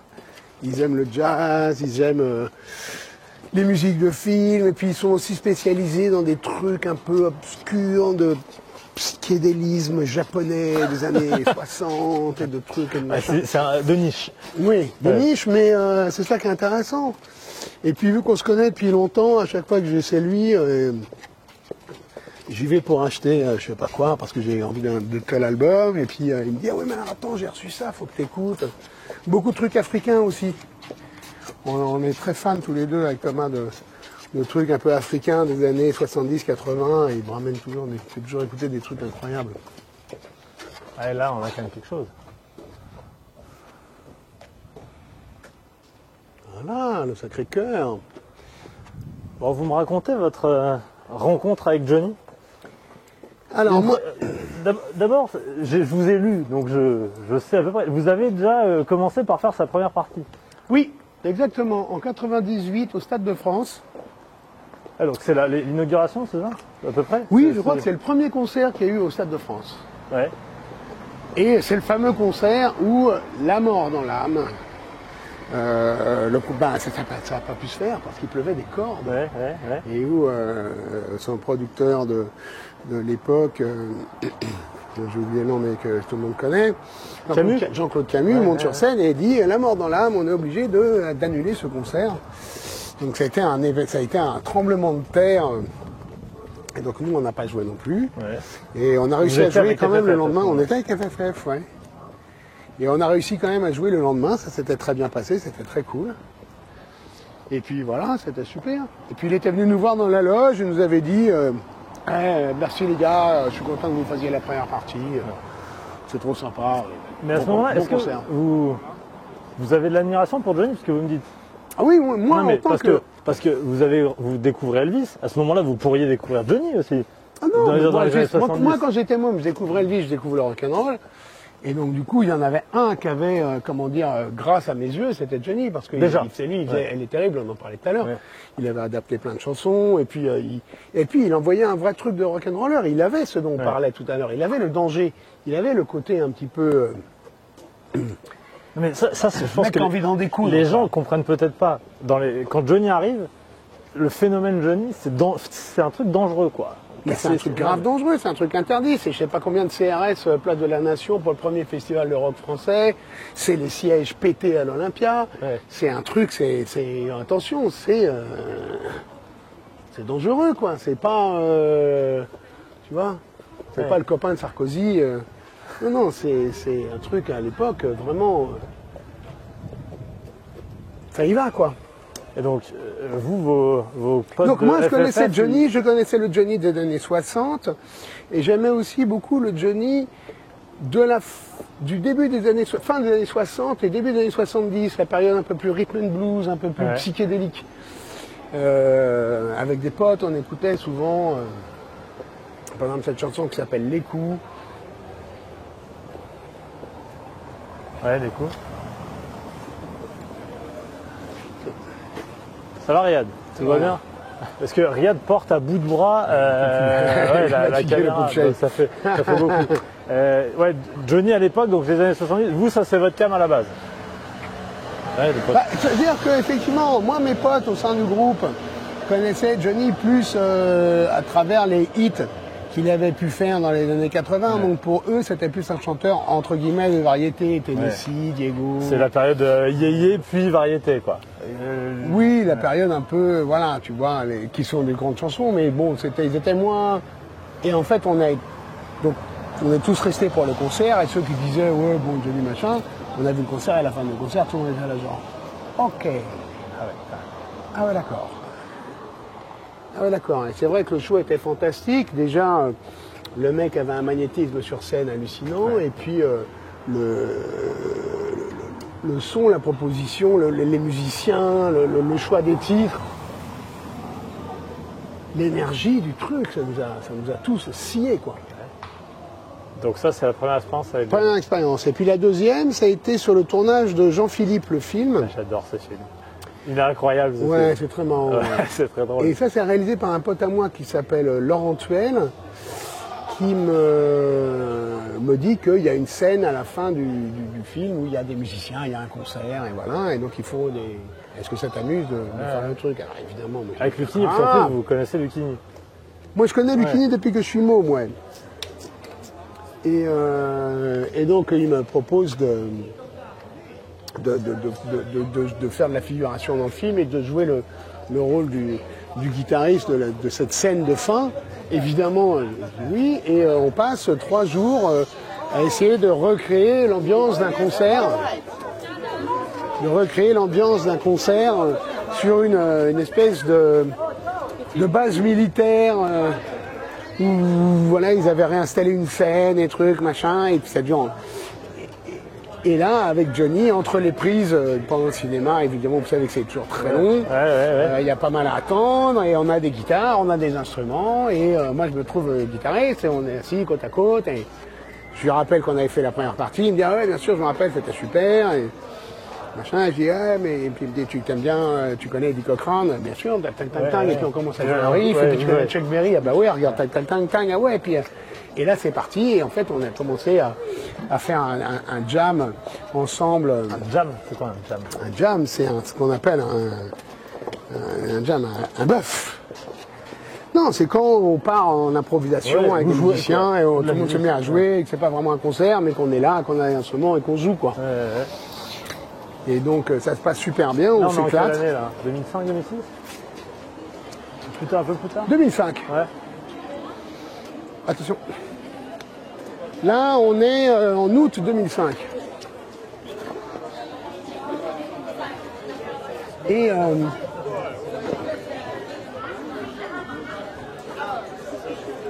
donc on s'éclate, on passe la soirée à jammer, à déconner, et puis voilà. Et ça durait sur 2 jours, donc voilà, c'est vraiment grave la fête sur le tournage, on s'éclate. Et en fait, à la fin du tournage, eh ben super, salut, merci, bye bye. Franchement, et moi c'est bon, j'avais jammé avec Johnny, j'avais fait des chansons donc c'était bon, quoi. Je pouvais raconter ça à mes petits-enfants. Le jour où j'avais joué avec Johnny, tu vois, voilà. Et en 2011, donc 6 ans plus tard, il fait un album. Toute cette période des années 2000, vous gagnez de l'argent avec votre musique? Je gagne un petit peu de quoi. Oui. C'est-à-dire que moi, c'est la fin d'FFF. Et je suis plus un petit peu, je me mets à produire des disques. Et puis je travaille avec Philippe Manœuvre aussi beaucoup à, comment dire, on organise des concerts au Gibus tous les vendredis pour bosser. Ah, t'étais là? Ah, merci mec. Merci. Cool. Merci. Et donc du coup, oui, je fais plein de trucs. Alors non, je gagne... pour FMR, on y revient. Hein. Ouais. Donc non, je gagne pas beaucoup d'oseille, mais bon, je fais de la musique, quoi, tu vois. Je fais de la musique, mais plus en retrait, plus... Il y a du rush partout, en fait, ce soir. Ah, bah, attends. J'ai briefé tout le monde. Carte au courant. D'habitude, on entend du rap partout, c'est pas vrai. Le bluesman de la rue Mira, c'est moi qui l'ai appelé, je lui ai dit, alors faut que tu joues. Là, arrêtez, dès qu'on est reparti. Et oui, donc... Et donc arrive 2011. 2011. Mathieu Chédid fait un album avec Johnny. Il y a des concerts, des promos que Mathieu peut pas faire. C'est la teuf aussi là.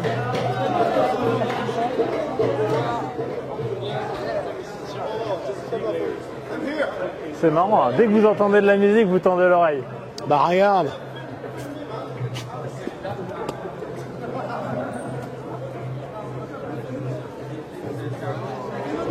La teuf. Et donc du coup il y a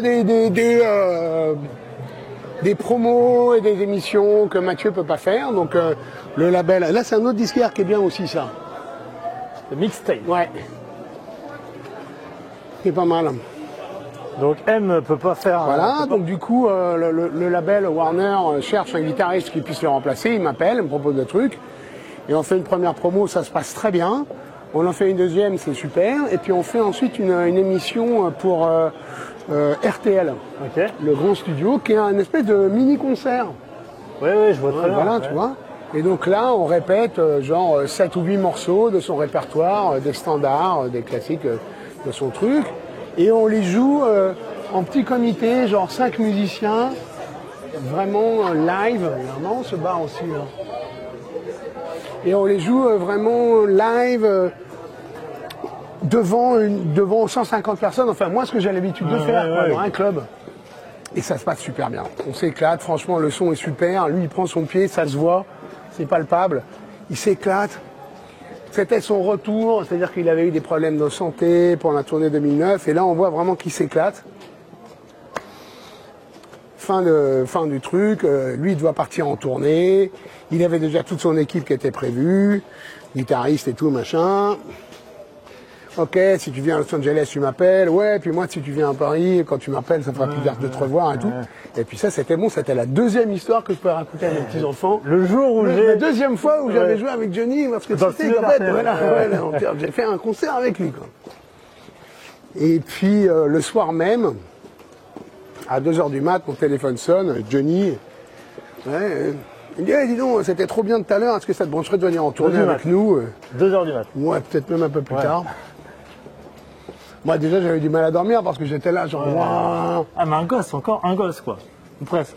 Quoi? À ce moment-là, vous êtes un gosse, vous avez joué avec Johnny, quoi. Ah bah oui. Ouais. De toute façon, dans ce métier, si t'es pas un gosse, t'es mal barré. Ouais. Lui aussi, c'est un gosse. Hein. C'est pas un gosse. Tu vois. Il appelle à 3h du mat et il dit Oui, dis donc, ce qu'on a fait tout à l'heure, c'était super. Hein, franchement, est-ce que ça te brancherait de venir en tournée avec moi? Ce serait cool. Donc, genre, le coup de fil qui tue, et puis oui, évidemment. Donc, évidemment, j'ai dit. Là, oui, vous y croyez à 2h du mat? À 2h du mat? Ah, je me dis, pourquoi pas, mais. Je verrai demain, quoi. L'expo, là.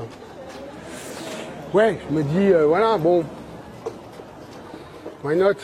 Enfin, pas why not, je me dis, évidemment. Enfin, je me dis même pas ça, d'ailleurs, qu'est-ce que je raconte?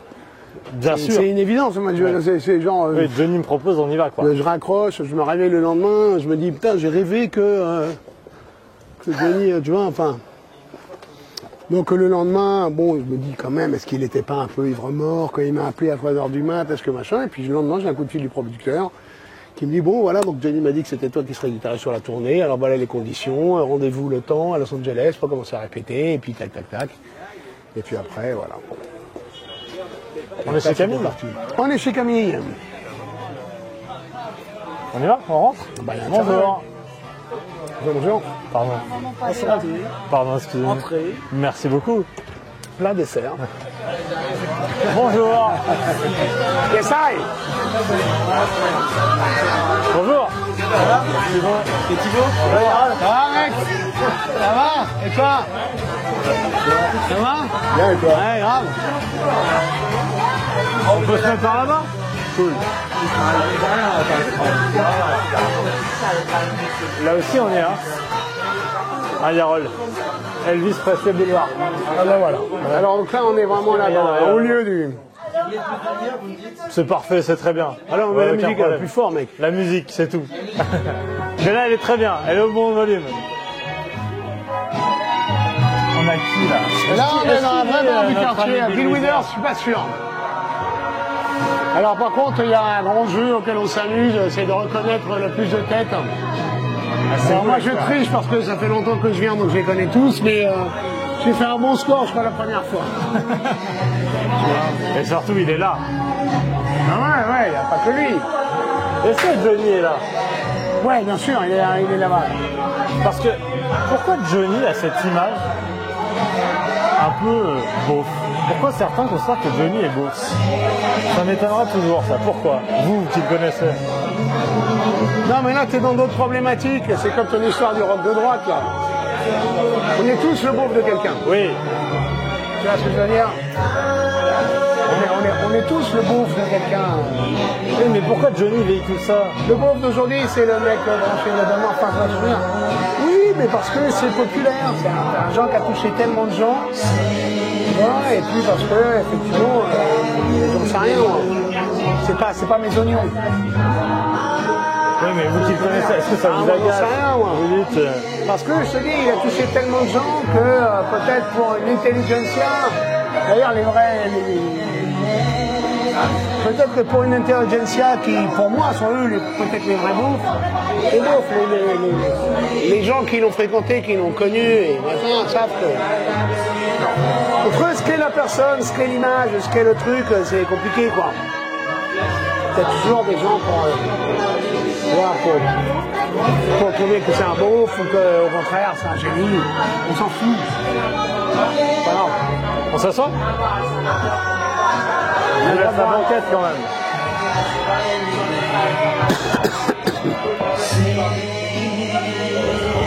Ah non, je vais chercher bien quand même. Vous avez la table, Des petits revient. Ah ben voilà. Ouais, le tableau fond est mieux là. Tu mets une revient alors du coup. de quoi? Un shot de. Du coup, j'ai les verres noirs. Voilà, très bien. Donc, tu mets une revient, tu me fais un petit shot de Sky hein.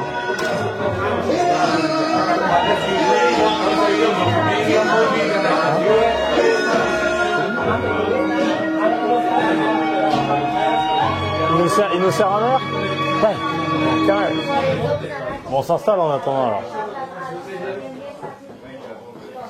Sorry, voilà. Non, mais ce qui est bien ici, c'est que bon. On avait le choix hein, dans les bars du quartier. Hein. Non, celui-là, il est bien. Celui-là, il est rock. Hein? Celui-là, il est rock. Ouais, ils le sont tous. Hein. Et en plus, c'est un vrai bar de Montmartre.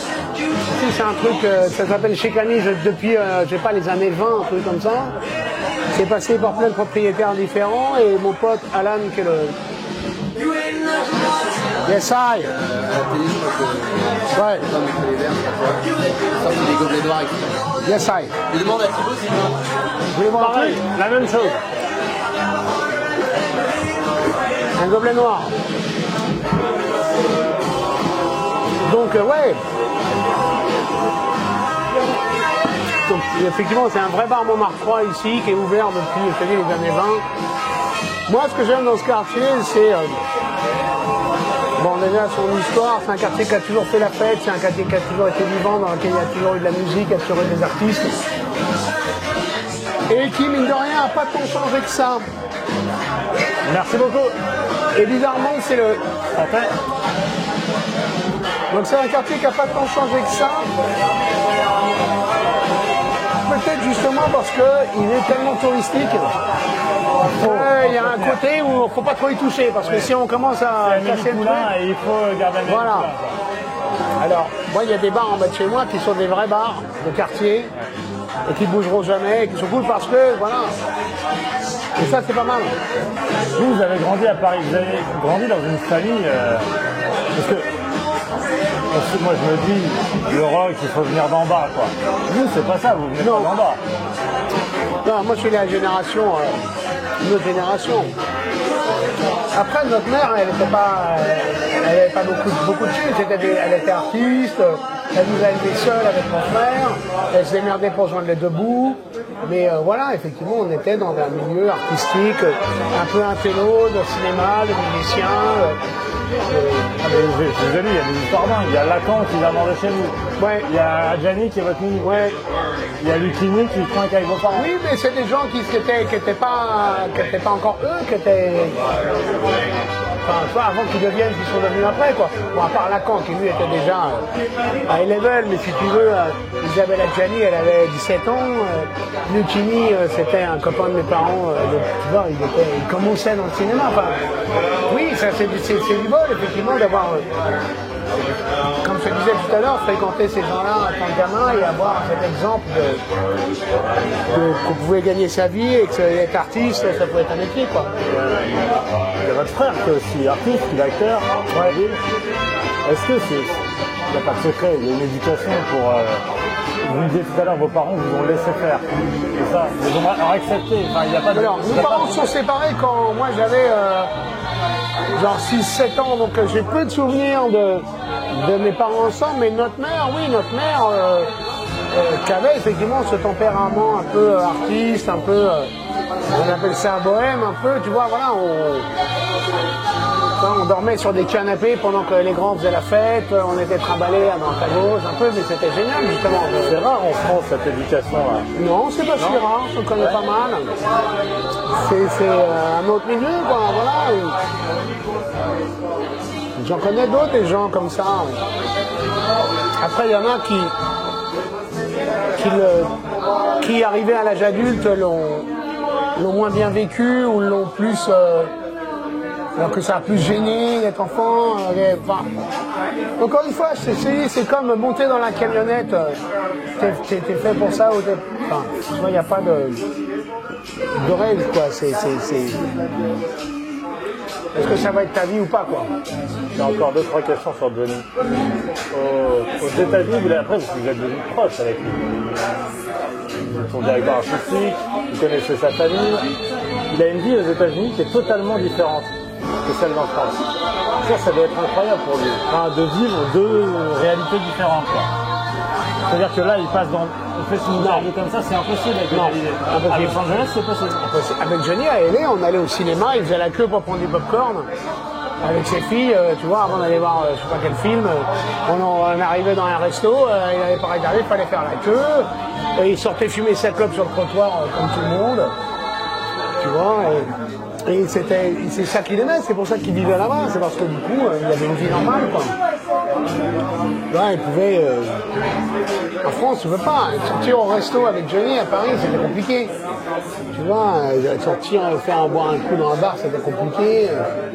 Voilà, tu vois, donc tout était beaucoup plus compliqué. Et alors que là-bas, il était anonyme, quoi. Alors de temps en temps,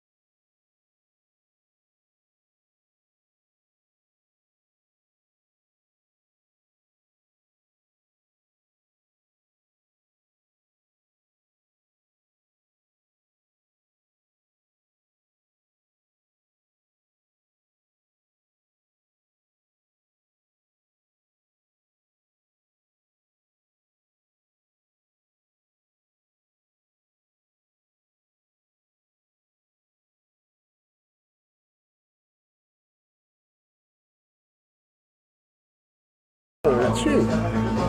J'ai encore une question sur le rock'n'roll, parce que vous m'avez qu'à moitié répondu tout à l'heure. Est-ce que le rock'n'roll, c'est un peu la question binaire comme sur la politique, est-ce que le rock est un peu, d'une certaine manière, anti-féministe? Il n'y a pas de femmes. Moi, vraiment, ça m'étonne. Ou très peu de femmes. Alors vous allez me dire si... Qu'est-ce qu'on entend là? Oui, bon, d'accord. Allez, je remballe ma question. C'est Tina Turner. Je remballe ma question. Pourquoi tu peux dire à la mécaque à plus d'un?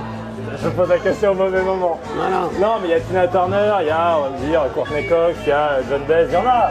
Mais il n'y en a pas autant, quoi, quand même. Pourquoi une femme peut pas... Si, elle peut. Non, c'est rien, il faut en parler aux anciens. C'est pas moi j'étais pas là à l'époque, tu vois ce que je veux dire. Ouais. Il y a plein de mecs qui font du rock aujourd'hui qui sont super. J'en sais rien, moi, j'ai pas d'avis là-dessus. Enfin, tu vois ce que je veux dire. Non, mais par exemple, vous pourriez jouer avec une star du rock, vous pourriez être guitariste d'une star du rock féminine. Pourquoi il y a... C'est qui? Quelle? Je sais pas, il n'y en a pas. Aujourd'hui, qui peut faire ça? Bah, si, il y en a quand même. Aux États-Unis. Ouais. En France, il y a...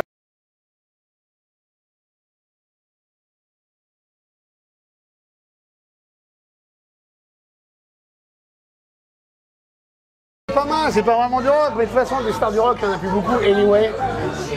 Pas de femmes, tu vois. Donc, et quand tu regardes aujourd'hui la musique, comment ça se passe dans les charts, il y a beaucoup de nanas et c'est tant mieux. Tu vois. Bien sûr. Alors, est-ce que c'est du rock ou pas? J'en sais rien. Oui, il y a peut-être à côté, dans, comment dire, dans l'archétype, pas du front, de l'image qu'on peut se faire du rock'n'roll, ouais, c'est un truc de mec qui a des motos. Tu vois, et ouais, c'est un truc de mec qui a des blousons de cuir et des guitares électriques. Mais c'est pas ça rock'n'roll. Ça fait 2 heures qu'on en parle. Tu vois que t'as compris que c'était plus ouvert que ça et que c'était plus large et qu'il y a plein de femmes qui ont été des meufs rock'n'roll, tu vois. Je veux dire, Billie Holiday, c'est du rock'n'roll. Bessie Smith, c'est du rock'n'roll. Tina Turner, c'est du rock'n'roll. Aretha Franklin, c'est putain de rock'n'roll. Ah, tu vois. Amy Winehouse, on en parlait avec Thomas à Balade Sonore, c'est du rock'n'roll. Tu vois. Et il y en a encore plein. Catherine Ringer, c'était du rock'n'roll. Edith Piaf, c'est du rock'n'roll. Edith Piaf, c'est du rock. Mais grave, il n'y a pas plus rock'n'roll qu'Edith Piaf. On parle de danger, on parle d'implication dans sa musique, on parle d'incarner quelque chose, on parle de tout mettre, de mettre tous ces œufs dans le même panier, toutes ces billes dans le même je sais pas quoi. Man. Edith Piaf, c'est du putain de rock'n'roll. Je veux dire, le rock'n'roll, il n'est pas là où il est maintenant. C'est pas, je te dis, le mec avec les tatouages et le perfecto, le rock'n'roll, on l'a branlé. C'est beaucoup plus compliqué que ça. Enfin, beaucoup plus simple à la limite, je veux dire que ça. Est-ce que le rock'n'roll, le rock peut être français? On dit souvent, hey, la langue française, elle ne sonne pas bien. Mais vous, d'ailleurs, vous le disiez, vous avez fait beaucoup dans vos albums, mais c'est pas beaucoup de français. Ouais. C'est quoi, c'est la langue qui sonne pas bien avec ça? Alors, c'est quand même une musique dont l'ADN est anglo-saxon, est né, on en parlait au début, d'une culture afro-américaine, et que les sons qu'ont fabriqué cette musique coïncident avec la langue américaine, enfin la langue anglaise. À traduire, c'est un peu compliqué. Alors, justement, pour en revenir à Johnny, il me disait que quand il était môme, les adaptations qu'il faisait justement de chansons de Billy Cochrane ou de Chuck Berry, on lui réécrivait les paroles. Tu vois, on lui envoyait des adaptations, c'était pas forcément lui qui les faisait, mais lui, il passait des nuits entières à essayer de découper le texte d'une certaine manière pour que ça swing et pour que ça sonne comme l'anglais, tu vois, en rajoutant des... Cette nuit-là, mon vieux, elle est terrible, tu vois. On sent le... Là, on sent le... Ils sont le waouh, le truc, ça marchait pas. Donc, oui, c'est sûr que c'est comme la chanson napolitaine. C'est plus beau en italien. La chanson napolitaine, en polonais, ça peut marcher. Ne nous mettez pas à dos les Polonais. Non, mais tu vois ce que je veux dire, ça peut marcher. Ou comme, je sais pas, tu vois, il y a comme le flamenco. C'est des musiques qui sont ancrées dans une culture, dans une identité, et dans tu vois, un truc comme, alors on en parlait, comme Piaf, comme la chanson réaliste de Montmartre, Fréhel, Piaf, en anglais, c'est moins bien. C'est plus compliqué. Non, l'accordéon, ça passe moins bien avec l'anglais. C'est pas une histoire d'accordéon. C'est pas une histoire d'accordéon. L'accordéon, il est international, mec. Parce que la musique cajun, la musique zydeco, la musique de Madagascar, l'accordéon, il voyage. L'accordéon, il n'est pas français déjà. Mais je te parle juste de l'intonation et la voix, de comment tu interprètes et comment tu transcris tu interprètes un texte, une image, une idée, et ben il y a un truc, c'est un instrument. Et cet instrument, la voix, effectivement, la chanson réaliste, c'est mieux en français qu'en anglais. Et ben le rock'n'roll, c'est mieux en anglais. Mais ça ne veut pas dire qu'on ne peut pas y arriver. Il y a des groupes, moi par exemple, je trouve que, et malheureusement c'est un des rares exemples vraiment de succès dans le rock'n'roll en France, qui a réussi à faire Jean-Louis Aubert et Téléphone dans les années 70, début 80, il avait bien trouvé le message, il avait bien réussi à faire un truc super. Il y en a qui arrivent, tu vois.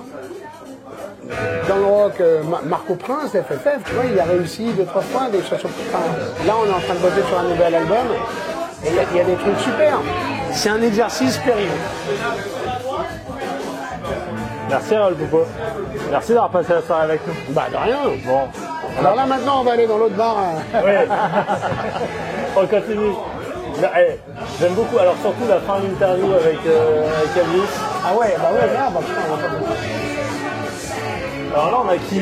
Là, ici, là, vous êtes capable de la reconnaître? Alors, tu sais toi,